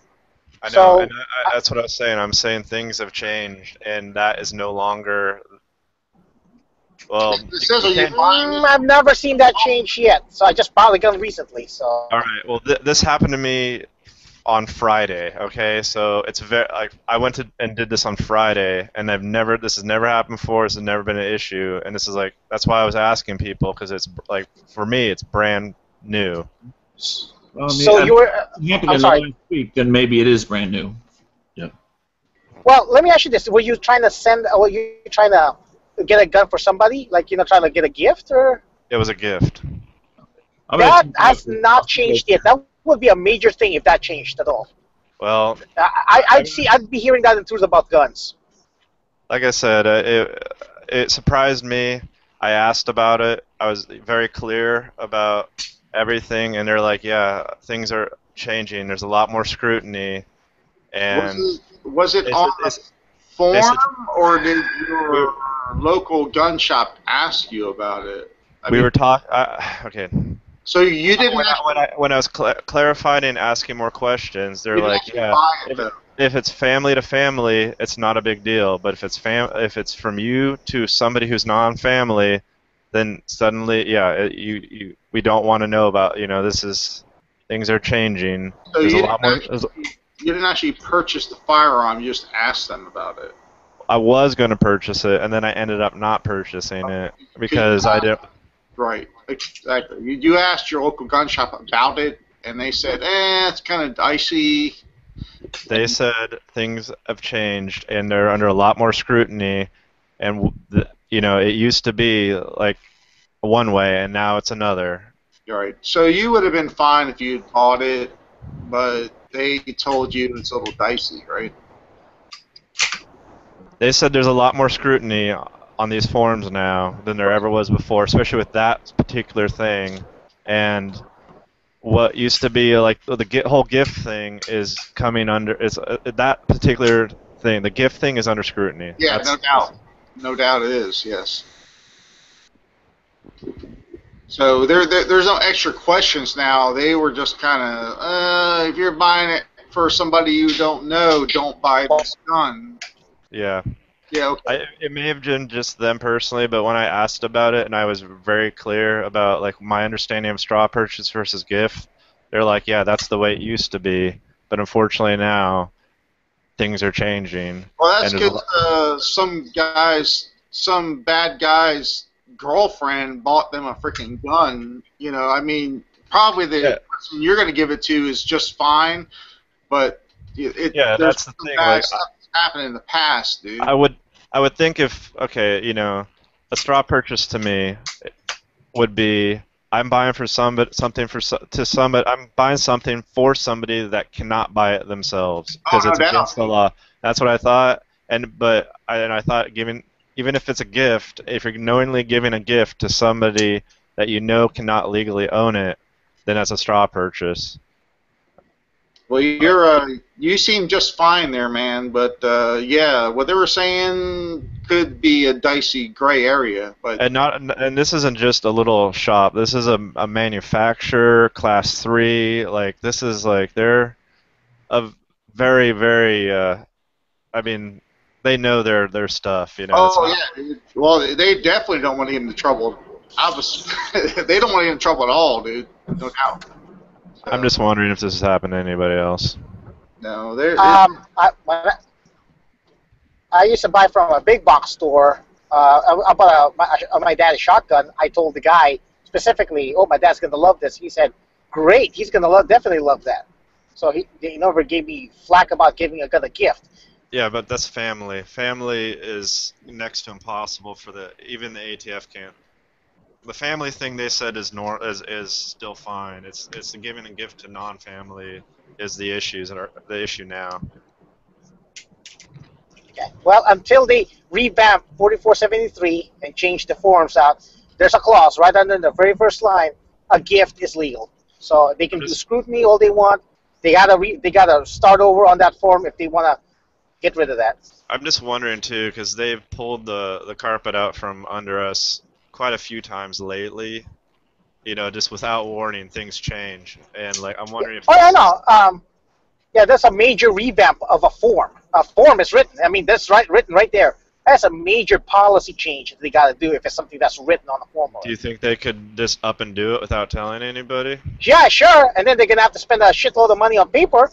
And then here, all FFL holders need to use 4473B now instead of 4473. Yeah, well, that's what happened with the non-Hispanic guy 2 years ago. Uh-huh. They just put an extra line in there, and I'm like, what the hell is this? What the hell is this line? I never. How long ago was that? You know, so just make sure you read your form. But you're all good, man. I mean, if you're giving it to somebody you know and is a legal person, it's not going to affect anything. Well, I'm just everything's gonna. Just watch what you're doing, man. You know, you're fine. Well, Yeah. Things for me are going to change with this, because if this is going to become an issue, I'm definitely going to have to start doing bills of sale and all kinds of junk like that.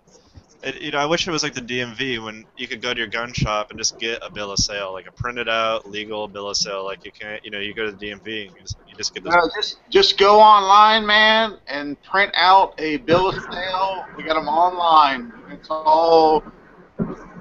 There's 10 things that you're not accused of. They got to sign it. 10 things. I mean, just go online and get a bill of sale for a firearm, man. It's. Yeah. Well, whatever.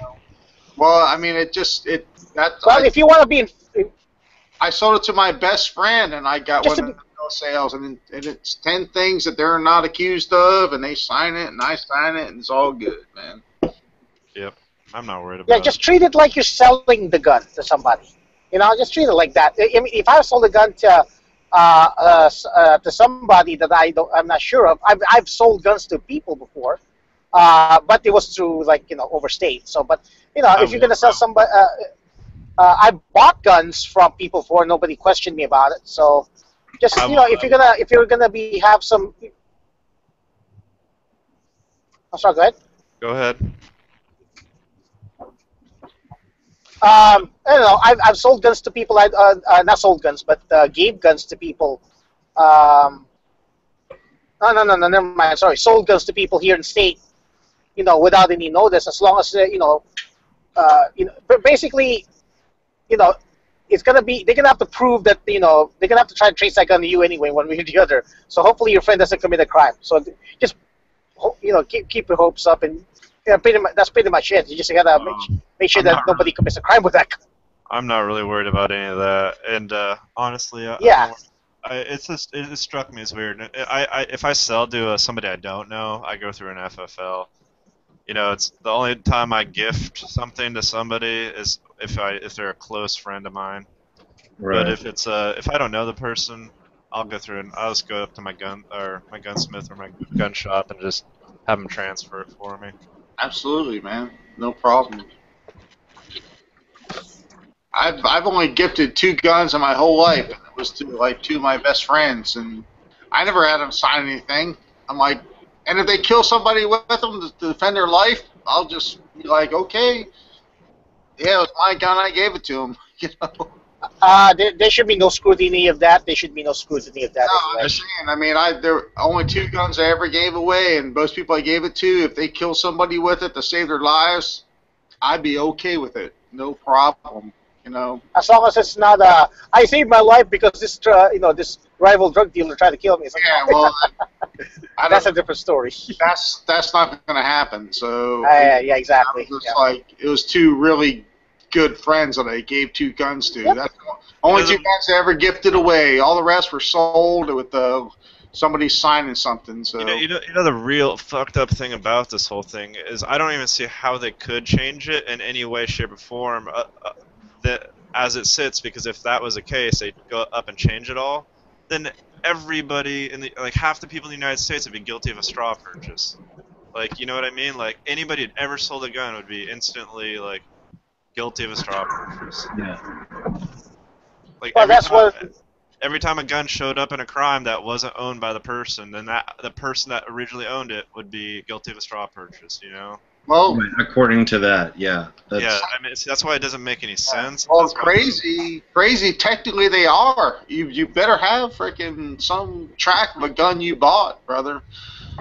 I mean, but there is no way to try. Like, I can sell something to somebody, and then they can up and sell it to somebody else. There's no way for me to keep track. No, not after you. But if you're the first legal person to buy that gun, you better have something tracking that you sold it, man.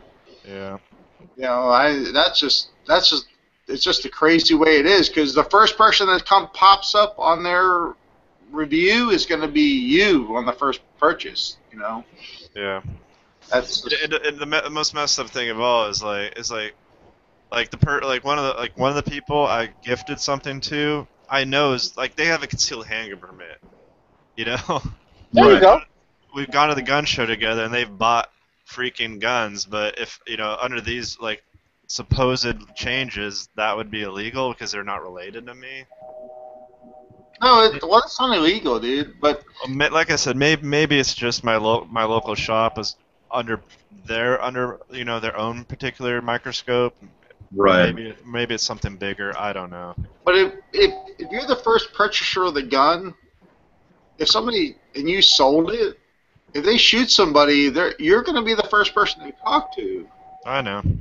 And then they're going to say, and you're going to say, hey, man, I got this paperwork that I sold it to another guy. You know, that's just the way the government works, man. I mean, I've been keeping track. The way it works, you're the first purchaser of the weapon. They're going to come to you first. I have a list of serial numbers, and if I sell something, I move it to a different. It's on a spreadsheet. I move it to a different aisle, and then I have first name and last name of the person I sold it to. I keep track of this stuff. I mean, absolutely. But I'm just saying that people think that if you sell a weapon, that they're going to go to the second guy first, and they're like, no, that's not the way the system works. They're going to come to you first, and they're going to say, no, I sold to this person, it got sold to that person, because it's not re-registered. If it's 3 or 4 people down the line, you're going to be the first guy they come to, man. Well, if I'm starting out as an international weapons dealer with 22 rifles, and I'm starting out pretty small. Well, hey, man, you got to start somewhere, okay? Yeah, absolutely, man. You got to start somewhere. What? Yeah. I'm selling Nerf surface air missiles, man. You can shoot a foam dart at an airplane. But the first registered person is the first person they come to. Yeah. Obviously, you know. I'll that's- figure it out. I'll figure it out. Well, Anybody see the picture of that sweet 1911 I posted in on gun channels? No, no, what is it?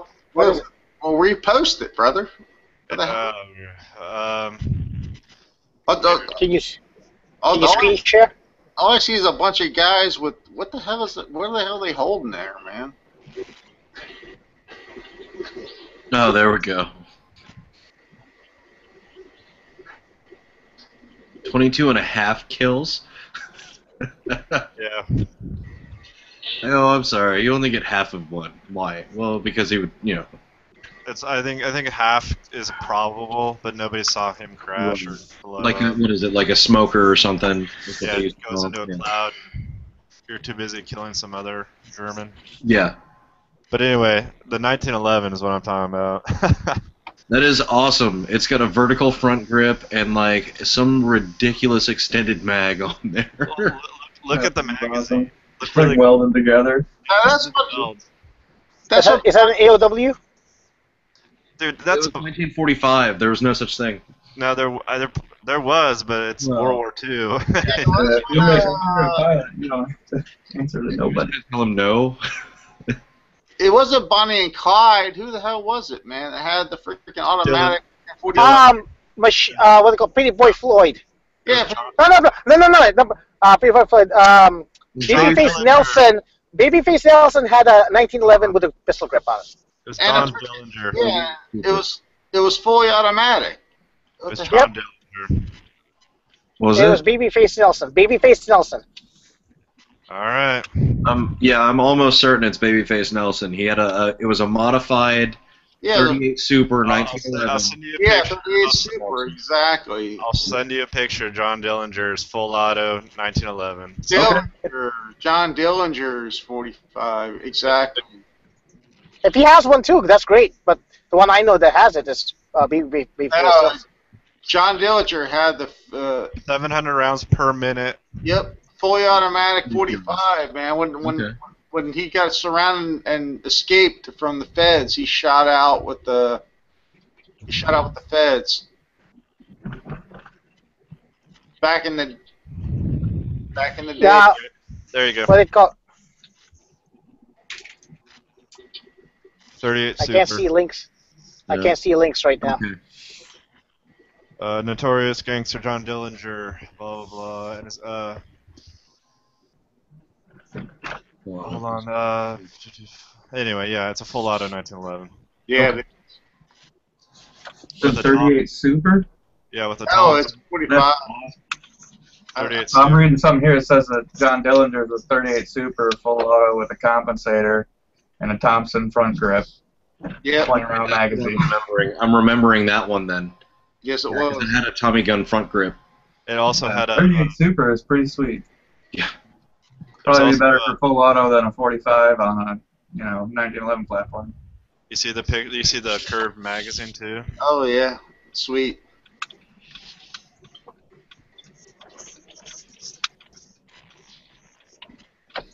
That thing is badass.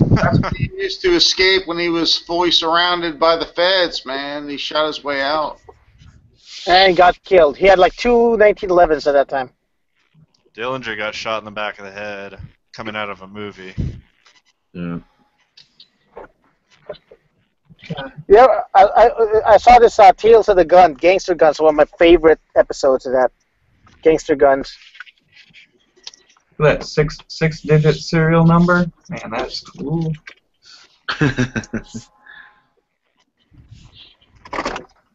It has no sights on it. Why? Why would you need But sight? I need sights for on a full auto. You just spray and pray. I'm just saying they were so small on those original 1911s. It's just a mini Tommy gun. Holy crap, dude! I know, but those are the stock sights. That's what would have come on there. Well, even the if freaking Tommy gun didn't need a sight on it. Man, just laying lead down range. Holy crap! Oh, I know. Remember, it used to 1911s used to be like $15 a gun back then. Man, I have old paperwork for some of these 1911s I got, and that Yeah, they were just cost nothing. Dude, when I was up at the, when I bought my M1 Garand, I was at the Anastasia Armory, and a couple old guys in there, and he said when they first started there, they used to have 50-gallon drums of 1911s for $10, full. You just pulled them out of them after freaking just like. And they had, M1 Garands just coming out their butts, dude. He said there used to be barrels and barrels of freaking 1911s just laying there. Just grab them, and for $10 or $15, just grab them and freaking pay them for $10. When I was at the Air Museum, the guy was talking about they used to have so many like fighters that you could buy, like if you wanted a crop duster, you could go buy an old World War II fighter plane, and it would come with like 3 or 4 spare motors for like a few $100s. Oh my god! And guys would buy like a P-51 Mustang and rip the motor out of the Mustang and basically scrap the whole plane and then put the motor on their pontoon boat. Oh dear God! And there's like all kinds of stuff like that. Guys would take motors out of them, or they'd just buy a bunch of them and just scrap them for metal. Yeah. That's what happened to a lot of, because aluminum, you know. Oh, aluminum. Yeah, they're all aluminum. And that's where a lot of those planes went. That's why there's so few. Well, that's It's been a great time to start a business, being able to buy so much stuff from the war effort, man. when you go to Anastasia. It's Anniston, Alabama. They got like a coffee pot in there, man. All these 80-year-old guys just come in there. It's like a McDonald's. They just come in and hang out. Cause I got friends that live in Anastasia, and I go up every Thanksgiving. You go in there, man, and just hang out and just let them tell you stories. It's freaking amazing.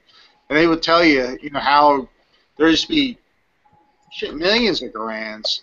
They're like, oh yeah, this place used to have barrels full, this and the shit. And now there's fucking none, dude. They used to have 1911s coming. 1903 Springfields coming out the butt, dude. And now they got none, man. World War I surplus. I was like, shh. I was like, God dang, man. I was like, and they're like, I could have retired. I could have bought 1,000 of these for freaking $1,000. They were nothing. They were like all over the place, and I was like, shit, you should have, man. Because there's like always 2 or 3 guys hanging out in there telling you stories about them when you're in there shopping for them. It's freaking awesome. It's just a fucking. You have to go to Ohio or Anniston just to hang out and talk to the guys that freaking hang out there, man. Well, I gotta go, guys. But thanks for the information. I hope what I was talking about earlier was just a local thing, I hope it's not something that's happening all over the place. I don't think so. We would be freaking know about that. That would be a big thing by now. Yeah, let us know if you hear anything else. Yeah, I will. All right, talk to you later. No, thank you, Take care, Dean. man. Take care, Chris. Look out. So you think these Mosins are gonna, once everybody ruins them and chops them up, they're gonna be worth, they're gonna be like $400, $500 in a couple of years? I just seen them for. I just got an ad. Who's selling them for $100 this weekend, man? I still see them for $100. I just kind of wonder because that's one of those things they're selling cheap, and everyone wants to. There used to be like a ton of them. There used to be like a ton of them, and what do they call this? There used to be a lot of them. Whoa! I was about to say something. There was about Arcabella's had a ton of them back then. There's only a handful of them now. They're popular, but they kind of like come and go. Yeah, I wouldn't say there's only a handful left, but I mean, it's kind of just.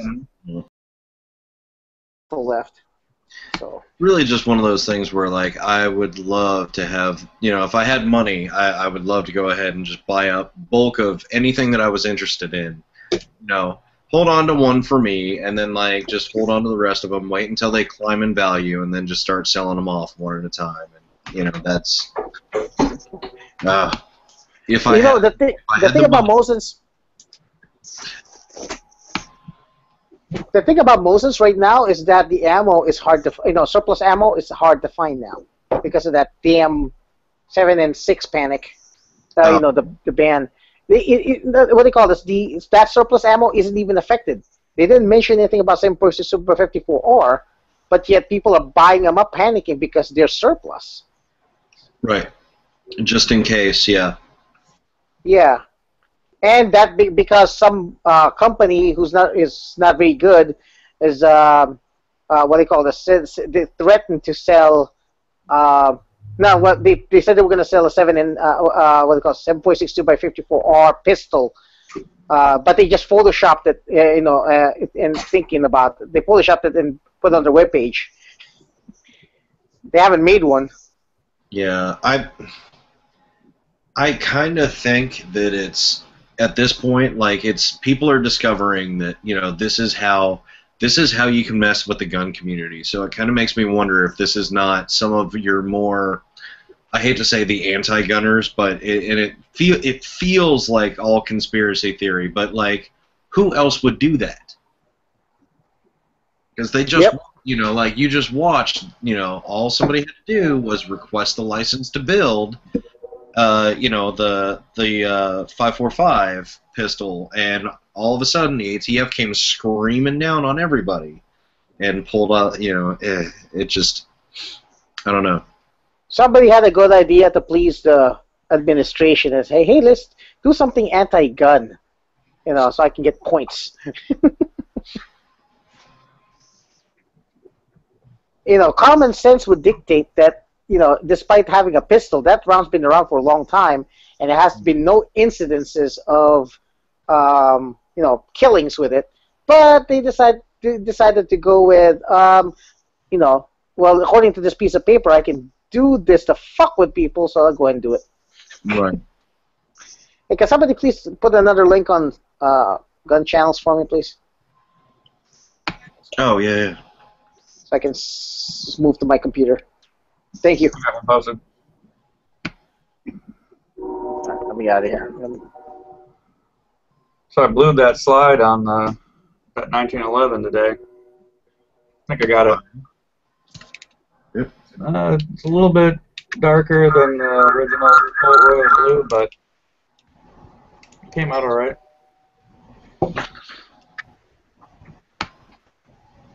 Yeah, it looks pretty good, man.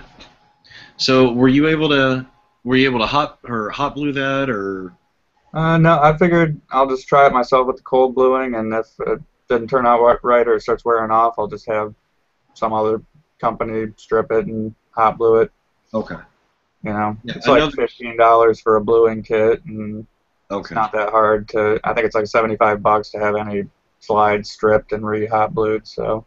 Okay. Well, that's not bad. I don't know exactly what all goes into it. I just know that there's a hot bluing and a cold bluing. Yeah, hot bluing is more rust preventative. Like, it actually, like, you won't have rust problems. You need to be careful, like, how you're, treating the slide and keeping it clean and oiled. Right. Cold bluing, because otherwise you can get rusting on it. But I take pretty good care of this stuff. The other thing is, like, getting the color matching perfect. And, the original Colts, they just had that awesome, deep, like, rich blue, like actual bluing. Whereas this blue is, I just used Birchwood Casey. I was going to use Tetra, but then I just went with the Birchwood Casey. Oh, you did use the Birchwood Casey pen. Ah. Yeah. I mean, honestly, like, when you use the Birchwood Casey pen, like, and it touches up stuff, it's black. I mean, it is black. Right. And so if you're doing anything that has nice bluing, like, forget about it. Like, that's not what you want. It'll just stand out like a sore thumb. This is pretty close. I mean, I didn't go crazy on it, but you can definitely tell, like, if you have it in the right light, that the frame's the original bluing, despite being, like, totally, banged up, but the slide's a lot darker, like actual black, instead of like that rich blue that's on the Colts. But it's going to be hard to replicate that Colt bluing without taking it to someone really professional, I think.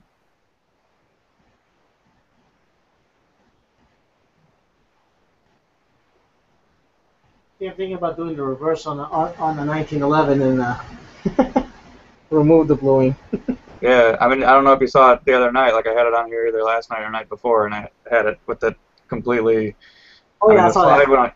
the slide when I got it was completely stripped except for a little bit, and I had to use rust and blue remover and work on it with a little bit of 600 grit sandpaper and some steel wool and get it perfectly cleaned up. And then in the little serrations here, I had to go in with a really fine file and try to get the old bluing out of there because it's pretty much impossible. But I saw this. remove the sights. But it went on well. That's it. I saw this thing where what I plan to do is I'll probably get another later on, like another 1911. If I can get a commander size, I just get a regular one, 9mm another rock count armory. I'm gonna go ahead and use some chemicals to remove the bluing. I'm gonna take it apart. I'm gonna take it apart, remove the bluing, and then I'm gonna use like aluminum foil and water to try and shine it up. I've heard you can take it to someplace and just have it beat like some sort of media blasting, and that'll take it off a lot more uniformly, especially if it's a new gun. Okay. It's not terribly expensive, but yeah, I used just the Birchwood Casey blue and rust remover that came in the kit, and it works all right. I mean, it stinks because it's just pure acid. It's like 3 different kinds of acid mixed in one: sulfuric, muriatic, and phosphoric acid, I think. And it's wear some good gloves with that. Oh yeah, muriatic, yeah.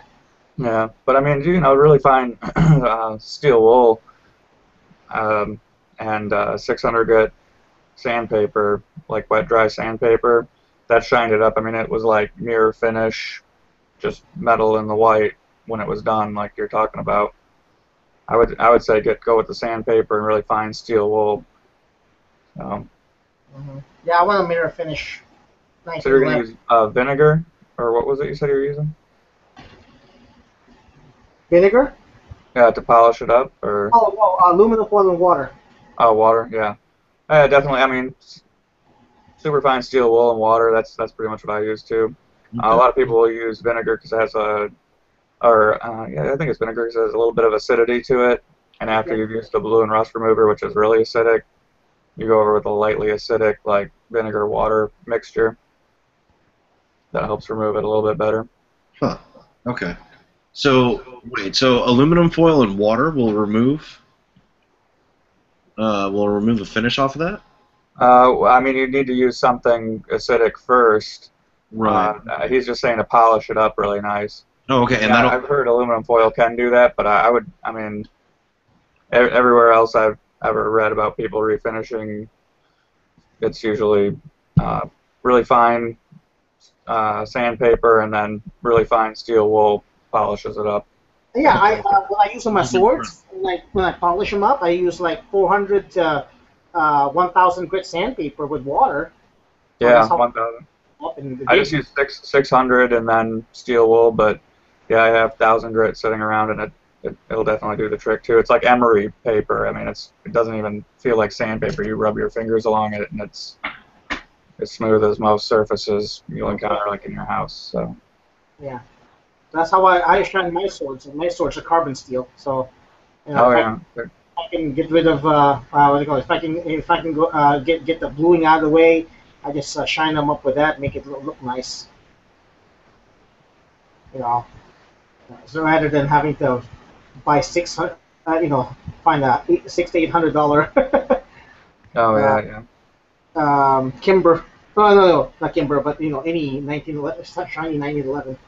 Well, I mean, there's you can take it to places and it's pretty cheap. They'll not just media blast it, but then they have a way of actually, like I don't know if it's glass or they use some other kind of media, and they can give metal in the white a satin finish, so it's like stainless with satin, or anything like that. They can do all sorts of cool stuff like that. I need shiny mirror. Are you gonna do the whole gun or just a slide? The whole gun. Yeah, I would say that media blasting of some kind would probably be best because I mean it gets in all the little areas perfectly, you know. Okay. Yeah. I mean it's hard when you gotta get in the little areas with the sandpaper just to get the last little bits off and all the. It's just like such a pain. Yeah. I know. I can probably use like brass brush or like because the thing is I can use like chemical remover. This guy used like a bathtub or bath toilet bowl cleaner to get rid of his blue. I saw it on YouTube. Like the scale remover or whatever. Yeah. For bathtubs. And pretty much once I get the blue off, and then chemically get the blue off, I'll use I'll just shine it up, and like in the majority of the place, it'll be the aluminum foil water and then the sandpaper water technique. But that's going to be mostly on the slide and the body, just to get it as shiny as possible. But there's like other places I'm not going to be able to touch. Yeah, I would say make sure the gun has no added like serrations to it anywhere because it's the biggest pain to get into those. Even if you have the blue and rust remover, it just does not want to get into any kind of fine serration or crevice. Mm-hmm. Such a pain. Yep.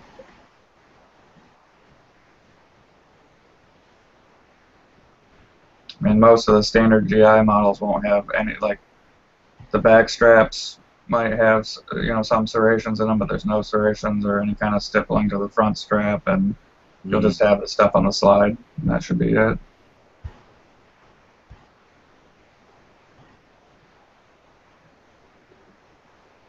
So you might know this off the top of your head. About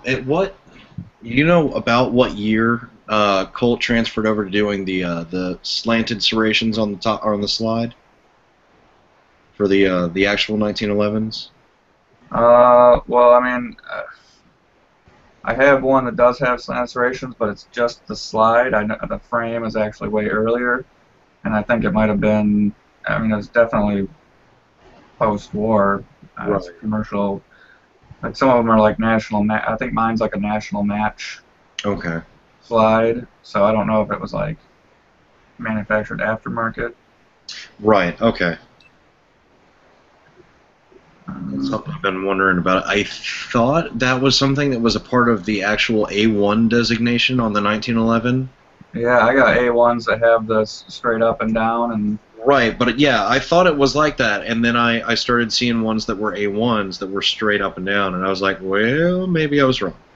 Yeah, it might just be the manufacturer, Could be. I mean, the A1 was manufactured by so many different companies. I'll have to look that up, but that is interesting. See if I can find a picture of one of those guys.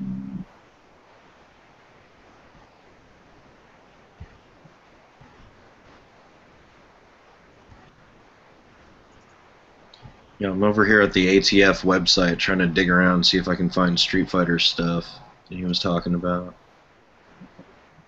What? Street Fighter? Yeah, the guy that was in here before.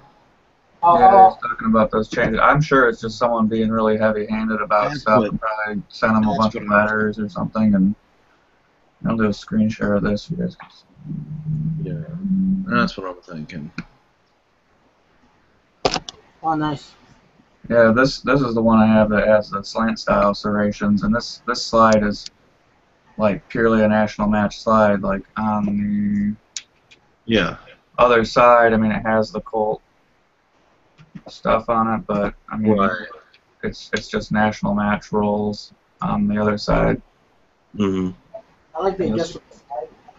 I like the adjustable sides. This was put together in the late 40s, early 50s. The frame is like a 45. Okay. I could be wrong about that, but I have to look it up. It has a different style, like the sights, the front sights are a little bit later style than you normally see. Mm-hmm.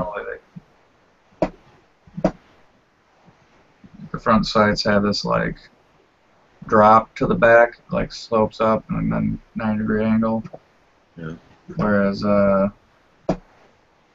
turn off my screen share, you can see that this one just has like a kind of like a swoop to the front, and then it comes down at a slant. Right. A lot of the earlier ones are. Almost like fletching on an arrow. Yeah, yeah.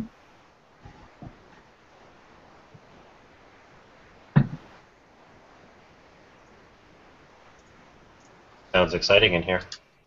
It's pretty wild, man. What's going on, good guy? Hey, I went ahead and ordered me the what do you call this? Hang it. Brace. Stick brace. Oh, sweet. Cool, man. Yeah, I figured, let me get this out first before I SBR this fish. Yeah, do you have a Tapco 10 rounder? No, You should get one of those too.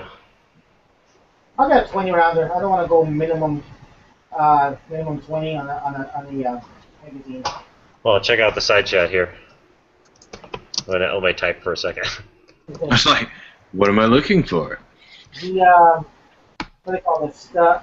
As I mentioned before, a magazine, a low capacity magazine on the 8K makes it look like it's got castrated. All right, check it out there. That's what I've found. Why I think 10 rounder is awesome as a part of that. Ooh. I don't think I would show that off or anything. I don't think I'd spread that around too much, but it doesn't weigh anything, and it just kind of clicks right in place. Like the locking lug just kind of locks it in place. Never dawned on me, but that's interesting. Interesting. Yeah, I mean, obviously, it's it would change it a little bit, but Right. it's a pretty sweet little design or little bonus I noticed. Sweet. I've never been a fan of doing something like that, but that's cool. It's just something I thought was kind of cool because it's just a big empty hole anyway. The 40 rounders are really nice. Put your wrist in there. You don't have to. I'm just saying. It's made for, but But if you put something in there, does that necessarily mean that's like changing what it is? That's what I've always heard. Like you're not supposed to change anything about it. I would never do something like that to an item like that. especially not twice. That's what I was saying. Like, don't add any duct tape to it. Don't try to remove any straps from it. I would definitely never do that. I would definitely not add a D-ring to it or anything. Yeah. Hey, but we're going to have to, in order to get a sling point, again, we're going to have a wraparound, something to wrap around the back on it to make a sling point for it. I just put a D-ring under one of the straps. Okay, I'll do that. I'm not shy about that one. I mean, it doesn't modify anything about it. No. Does it have any effect on its function whatsoever? Good. I've been thinking about how to put a single point sling on that. Yeah, I'm really surprised how well the attachment has worked so far. I can't wait to put 1,000 rounds through it or so. See if it loosens up or anything. But I still can't shoot, so I haven't even tested my Glock.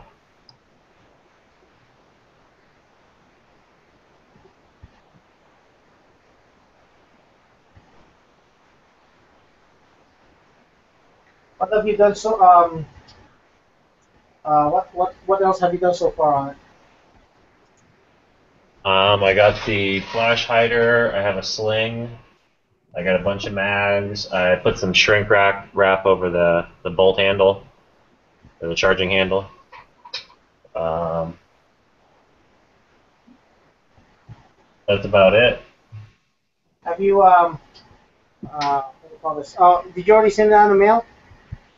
Yeah, well, it's printed. It won't ship until Monday, but it's just sitting in a little box down there. Oh yeah, but it's in the office now, right? Yeah, they have it. I mean, it's but we. It's on its way. When they're closed, all you can really do is drop the pre-printed stuff off in their little box. But honestly, sometimes they do come in on the weekends. So. That's more than close enough. So cool. Yeah, it'll be there in a day or two. I mean, it won't take any time. But one other thing I did is I built that support system I've been wanting to build. I have the SKS stripper clip bandolier that goes across your chest. And I loaded it with stripper clips, loaded with the ammo, and I got the little adapter to load the AK mags, and it fucking sucked. I bought a cheap one, and it didn't work. And I broke it within like 10, 20 minutes of playing with it, trying to get it to work. So I got to get a good one of those. GWeb says the Chinese ones are good, so I'm going to get one of those, and I'll have the support system. But it's like, I don't know, 200 and something rounds of ammo, and you barely even feel it when you're wearing it. That's pretty cool. Because it's actually like the chest rig. It does not like a regular just sling over bandolier. Oh yeah, I already finally bought all of the, most of the pieces of my battle deck. Oh shit, I gotta get this, sorry. It was like an old-timey phone ringing.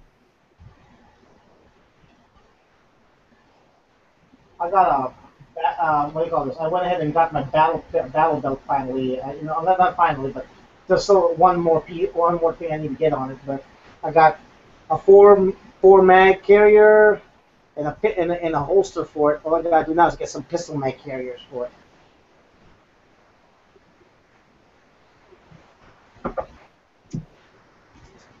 Should have gotten something like that when I was in the army.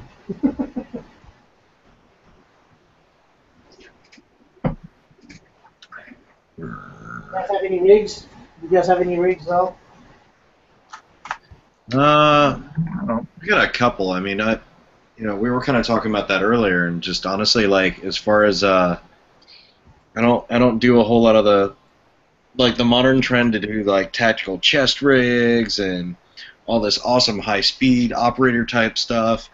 Like, I think I would be much happier overall with like an old like Alice style H harness and just like a a base set of web gear that just had a way to attach basically a way to contain my mags, a way to contain my water, and maybe a couple other little pockets here or there, and that's about it. Oh yeah. What do you call this? Yeah, I want to get something practical because I had this major test rig when I was over there at Tactical Response, and chest rigs and I don't get along. Yeah. I'm just used to when I was in the army, I was just used to wearing the vest. Even with the protective vest on. Right. It was all flat. My mags are all flat, not sticking out. So I can go on prone without it sticking up too much. But on the chest rig, it's like boom out there. Yeah. Well, I say that, but I also say this at the same time, and it's something that me and a couple buddies we all talked about because we had already had a couple tours. We were coming back. We were getting ready to go again. We were talking to some of the guys who hadn't been out yet or whatever, and just basically we were like, okay, check this out. Because people brought that up. They're like, well, it's going to block you getting into the prone. Like, dude, this is going to be a wreck. If you see me in the prone, it is a really, really bad day. Like, because chances are... in a prone on Urban Warfare. No, exactly, because chances are I may drop to a knee, I may take up a support position behind a vehicle, a little wall, something like that, but if you actually see me in the prone, oh, it's bad. Yeah.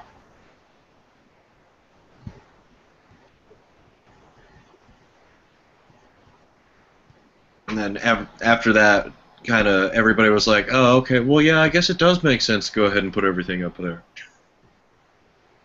Yeah. So yeah, I know. It's even you don't want to be a prone. That's what they taught us. They changed up the curriculum for quals. Yeah, for rifle quals. To kneeling. You do get to go to prone, but it's mostly kneeling, and kneeling and prone instead of foxhole and prone. Yeah. Because we can't, unless you give us a jackhammer, we're not going to dig a foxhole in the streets of Iraq. No. But the thing about those is the vest kept me from. I didn't like to go in prone on that because that vest, the collar up here, that had this protective neck collar, basically when I do this, it Yeah. wants to push my head back down. Yeah. So We I had have to- that.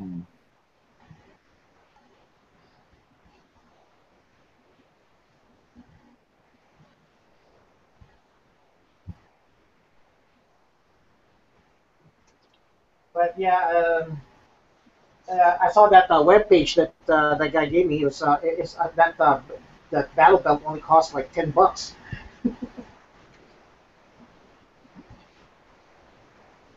Nothing wrong with that. Nope. Yeah, especially since people kept telling me to get this $80 battle belt. It's like, what?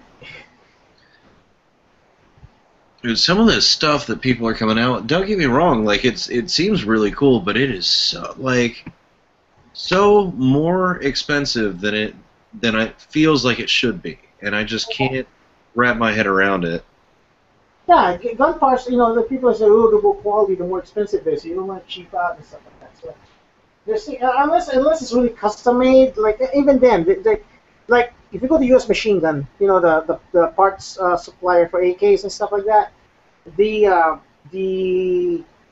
adapt the what do you call this for the PAP the stock adapter for it. Yeah. It's a piece of plastic that goes into that is supported by the grip. Basically, it goes in between the pistol grip and the receiver. Okay. It's a piece of I think it's either a piece of metal, piece of plastic, which I can make myself. $70. Yeah. No, exactly, and it just starts to annoy me at some point. Like to the point where I've actually there have been times, and it's about once or twice a year where I was like, you know what, I need to go get an old beater sewing machine and figure out how to sew so I can start making my own kit, or like being able to modify it out the way I want to. And because I'm looking at this and it's like they've got all these like cool belts and vests and all this stuff, and I was like, dude, why is it so expensive? It's just ballistic nylon. Like that's all it is. No. I had a buddy who found a really sweet sewing machine on the side of the road, and he went and asked the house what was wrong with it, and they said that they just couldn't get it to work, and we found a fix for it on Google, just searching for it. That thing was sick. I mean, it could sew just about anything. Yep. I mean, having a good sewing machine is well worth it. I mean, they're really expensive if you buy them new, but if you can find one used or free or cheap, definitely pick one up. I mean, you'll pick up how to use it real quick. They're awesome. Yeah.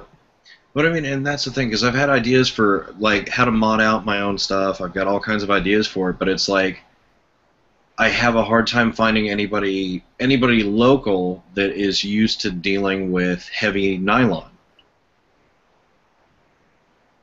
So it's kind of one of those like, well, if nobody else is doing it, I should, figure out how to do it myself, and it's just right now, time and money sort of thing. You can basically like switch out the, little spools in there with whatever type of thread you need to use, and the needles, you just get heavier needles. Yeah. And some of them are like programmable to like sew a bunch of different patterns. So depending on what you're using. Right. Well, I mean, and literally, like I remember reading about the guy who started Tactical Tailor.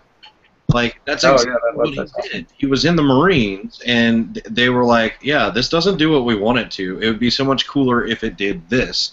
And so he went over to the PX and like bought a sewing machine, and just like started modifying out their own gear, and then kind of started building a business from there. Like other guys would come to him and like, "Hey man, would you mind, fixing this?" "Oh, okay." That's a good idea. And we didn't know jack about sewing until we got this machine, and then it was like, this is actually cool. Like, this is not just like stitching some stuff up. Like, you can do a ton of stuff.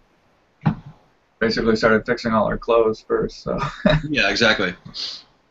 Well, that would be the first thing I would do, is start like fixing up clothes, or modifying clothes for like specifically for concealed carry. Like moving belt loops and doing stuff like where I would usually have my holster. I would move the belt loop around a little bit, or reinforce an area or two. and my buddy ended up like basically going through like all of his jeans and like refitting them so that they just like fit perfectly. I was like, oh, that saved you a lot of money right there. Yeah. Go out and buy new pants. Now I'm curious. I'm going to pull this up on. I wonder what's eBay for sewing machines. I don't even know what it. Local, Craigslist and see. So many people just like stop doing that, or they're just selling like they get an old family member who can't use it anymore, and they just need some cash and they just sell that stuff off. They have no idea what it's worth. Some of those machines are hundreds and hundreds of dollars new. So. Yeah, I just found, what is it, just on eBay, I was like, sewing machines. First one that pops up, Singer Heavy Duty Industrial Portable Sewing Machine. Buy now for like $127.50. I have no idea if that's a good price or not, but, like, it's just one of those, like, that's way less than I thought it was going to be. I figured an industrial sewing machine would be like, several $100s.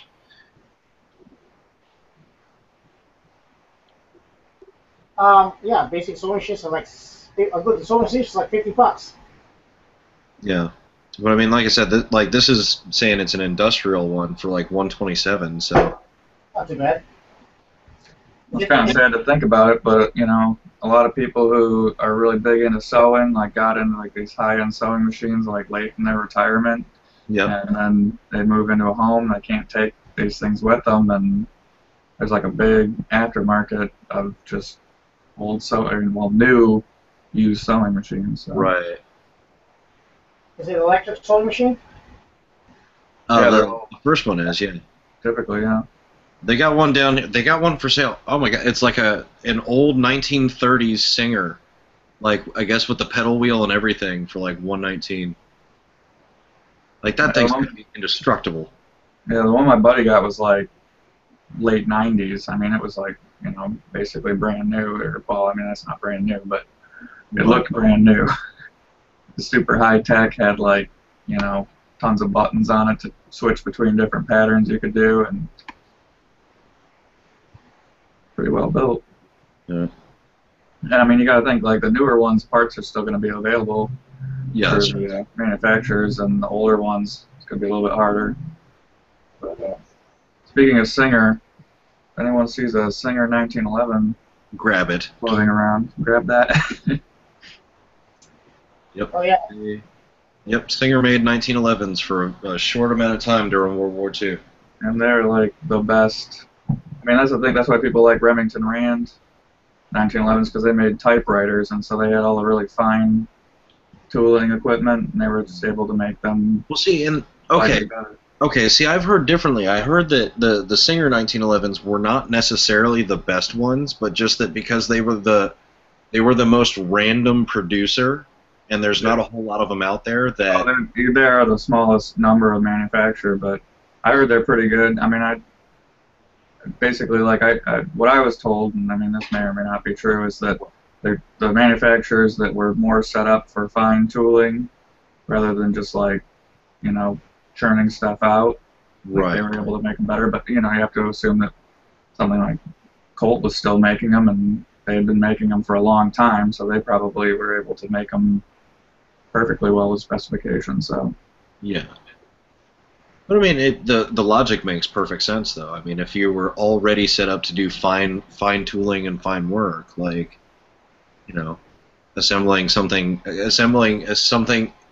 it's kind of like if you went to a watchmaker, I'm pretty sure they can handle something if you're used to dealing with something as fine as a watch, you should be able to handle something as gross and as sloppy as a pistol. Yeah. By comparison. It's also kind of, you got to think, like, at the time that it was being built, like, in the beginning of the war, these people were probably thinking, it's like, well, I want, our boys to have, like, the finest thing out there.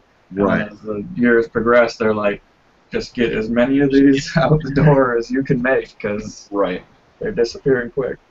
Yeah, now it's called highest bidder. Yeah. Yeah. No, sorry, lowest bidder. Lowest bidder, yeah. Now it's lowest bidder. But, I mean, that's the thing, is I don't even think it was a bidding thing back in World War II. I think it was just everyone was like, yes, we will make these, and we will make them for whatever you tell us to make them for. And they were just trying to get them into the hands as quick as possible, you know. Well, I mean, everybody was behind the effort. Yeah.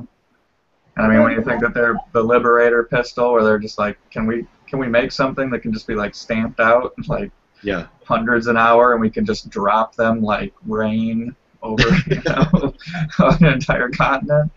It's like, You're going to be hard pressed to see stuff like that anymore, where the whole country is on war production, especially since we have military-industrial complex nowadays. So yeah. get anybody to freaking make weapons and stuff like that. It's like, no, we'll make the weapons. We'll take care of that. Here's what we're asking for. So.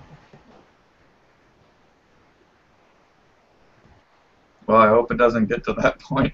Yeah. Everyone in the country, that's the first thing on their mind. Yeah, I hope they don't have to that for worry after another major world war.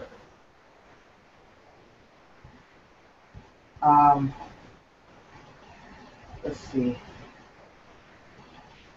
Yeah, a lot of people made weapons back then.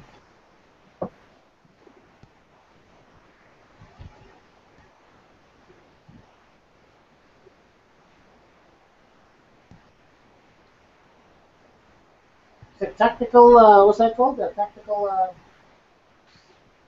What, Tactical Tailor? Taylor? Okay. Yep. Their website, right? So that's the same. That's their web address, tacticaltailor.com or something. Yeah, Yeah. it's something very similar to that. Yeah. But yeah, it'll have the little logo, and it'll have like a little bullseye sort of thing, or like a crosshair to the side.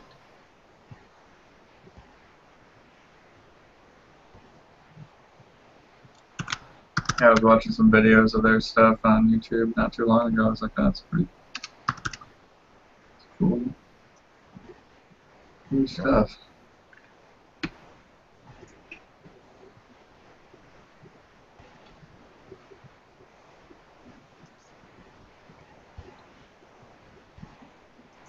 But apparently, this guy does, to this day, they'll still do like custom orders and stuff like that, like custom one-offs,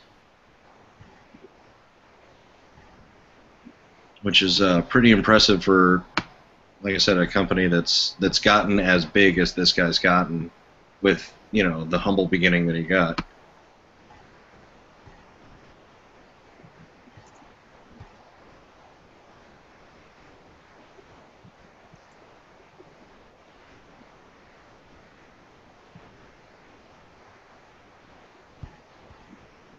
I don't know. I need to. When it comes to like tactical gear, try to keep it simple. I agree. I do too. I mean, when I was over there at the tactical response, one guy showed up with, like he had like a chest tape and everything, but he also was wearing a plain T-shirt and track pants.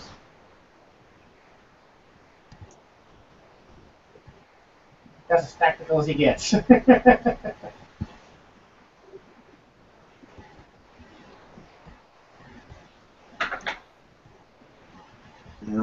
Oh, Huck, where you at?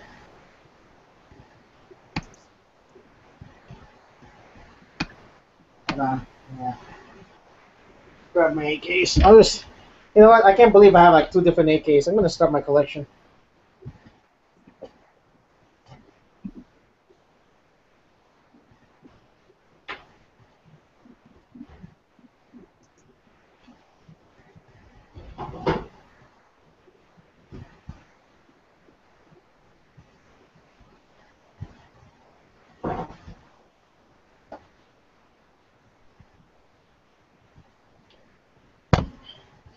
Anybody have experience with AK Pro Mags?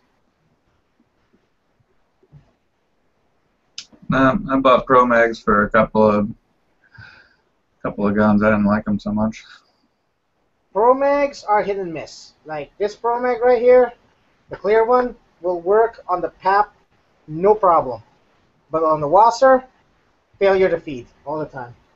Yeah, I only bought them for like weird guns that you know, buying the original magazine was kind of pricey. I think they were like for like Firestar Model 43s and stuff like that. Oh, okay. Yeah, you know, Well, not the most reliable gun in the first place, but I've gotten one other Pro Mag. The other Pro Mag I bought a long time ago was from my 908 Smith & Wesson 908, and that was pretty reliable. They're hit or miss. Sometimes they all work. Sometimes when you get them and it works, and then sometimes when you get one, it's complete failure. Like I got a Mini 14 mag once, a steel one, and it was tilted so far, and it seems to be like a problem I'm seeing with a lot of their mags. They kind of tilt forward a bit, and when it strips the round, like it doesn't, it doesn't catch the back of the round. It hits the top of it. oh jeez, the follower doesn't even like come up far enough to. No, it's just not. It's tilted. It's forward slightly. Yeah.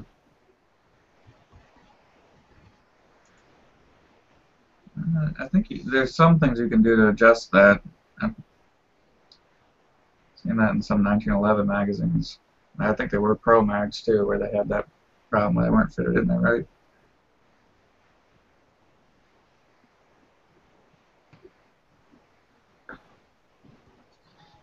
Yeah, I don't know. In general, it just seems to be that Pro Mag is good for range use, and that's about it. Yeah. But I don't know. I got some of their extended mags for my USP that I've got, but and they seem to run okay in there. But at the same time, in the back of my head, I'm like, it's a Pro Mag. I don't know. But it is nice to have 20 rounds of 45 ACP out of that pistol, though. Yeah, that would be sweet. Can't really complain about that. I mean. Nope. And it looks pretty awesome. Like, I was thinking about it, and I was like, okay, I think I have to go get a suppressor now so I can have, like, the full tactical operator gun. Well, apply now, and we can be talking about it in a chat 20 months from now. Yeah, exactly. Like, look at it, guys. I'm so operator now. You'll even have the beard to match. It'll be all gray. And It's true. I will have to grow a beard before I can do a proper review on something like that. Bane of my existence. Can't grow a beard to save my life. I can grow a beard, but when it gets there, it is patched up in places. Like some parts won't grow, and it's itchy as hell. So I have tried to grow like a big beard before, and it was itchy.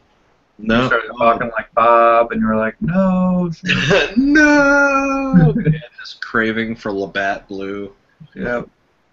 Yeah, I don't know. Other people can have beards, and that's cool. I just hate having facial hair. Once it starts getting stubbly, it's no better feeling than getting out of the shower and just having a nice clean shave.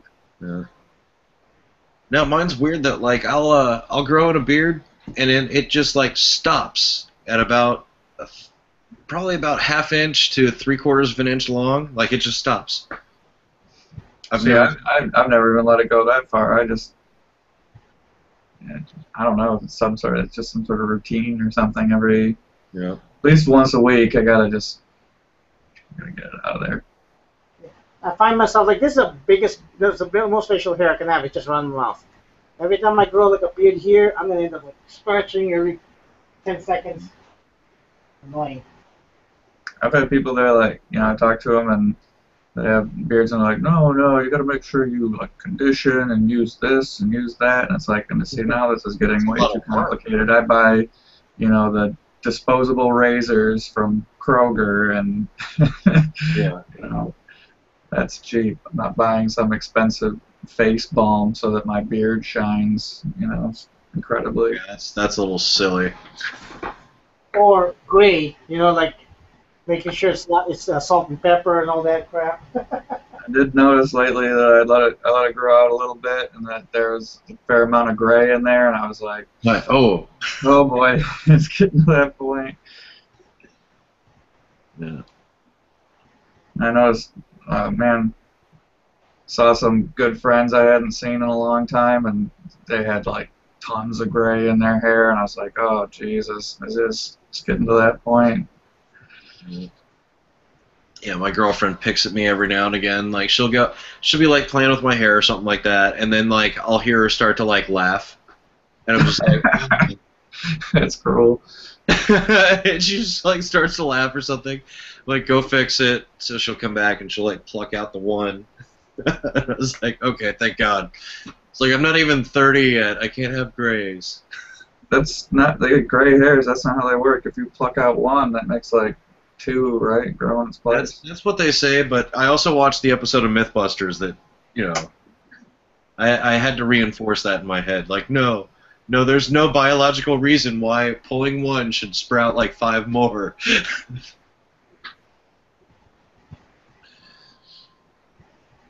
I've had gray hair since I was a teenager, so. And it's weird. My dad's almost 70, and he doesn't. He has like barely any gray hair. Really? Wow. Yeah, my mom's, you know, about 4 or 5 years younger than he is, and she's like almost completely gray. So I don't know what. Am I gonna make it? You know, like.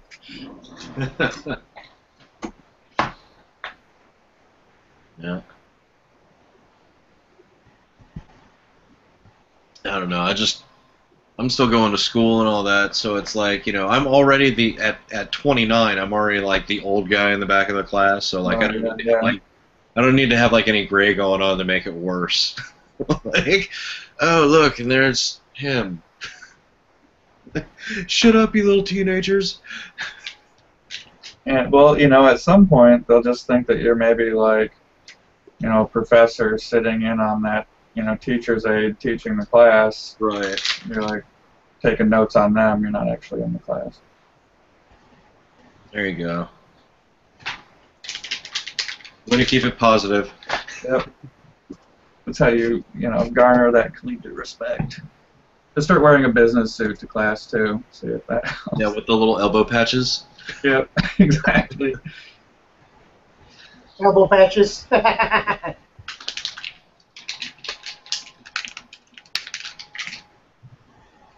Oh. So, let's see. Yeah, I screwed up. I bought a tan Tango Down grip. Well, you're not afraid to paint anything else, just paint that too. Yeah, no, I'm just gonna get some Krylon and paint it. What the hell? I found this Galil style lower guard at my gun shop for $5. Oh yeah, nice. Yeah, usually there's like 30, 40 bucks. And then I dremeled the shit out of it because it wouldn't fit. Actually, the what do you call this? Gas tube wouldn't go down, so I had to Dremel the crap out of it. But it's tighter than the wood one. Actually, doesn't rattle anymore. And I was able to put a rail on it, screw some rail on it. Yep. See, I tried to do a tactical out my Mini 14 and realized, what the hell? It's a Mini 14. This feels much more comfortable to tactical out. It's an AK. You can tactical an AK.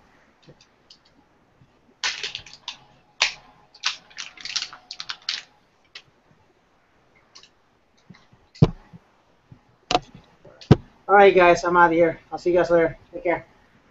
All right, we'll take it easy. Have a good one. I think I'm gonna have to drop out too. I gotta watch the new episode of Turn. I think I'm hooked on that series. Yeah, I'm a few episodes behind. I'm gonna have to catch up. It's a little off season. It's weird watching a show start up and it sounds like it's gonna be Walking Dead. Like, and it's the same announcer voice, but it's like, oh, it's the Revolutionary War, not zombie apocalypse. Yeah, exactly. Well, different end of the world. Got it. Yeah. Yep. I don't know. It's pretty good. I like it. It's entertaining. Well, that is the one thing that I do like about, there's many things I like about AMC, but it's as a rule of thumb, like all of their stuff involves thinking. It's not just look at the pretty pictures. Like you're gonna have to think about it. Yeah, I mean, the one thing that I thought starting out watching that show is like, oh, geez, this is gonna be like the biggest British bashing, TV show of all time. But I think they're kind of trying to work it in to be more. Right. They definitely, some of those British soldiers are just like, oh God, Yeah. I hate this guy so much. All right, well, I'm gonna drop out, watch that, and then hit the sack. But good talking to you guys. All right, man. Take it easy. Good one. Yep.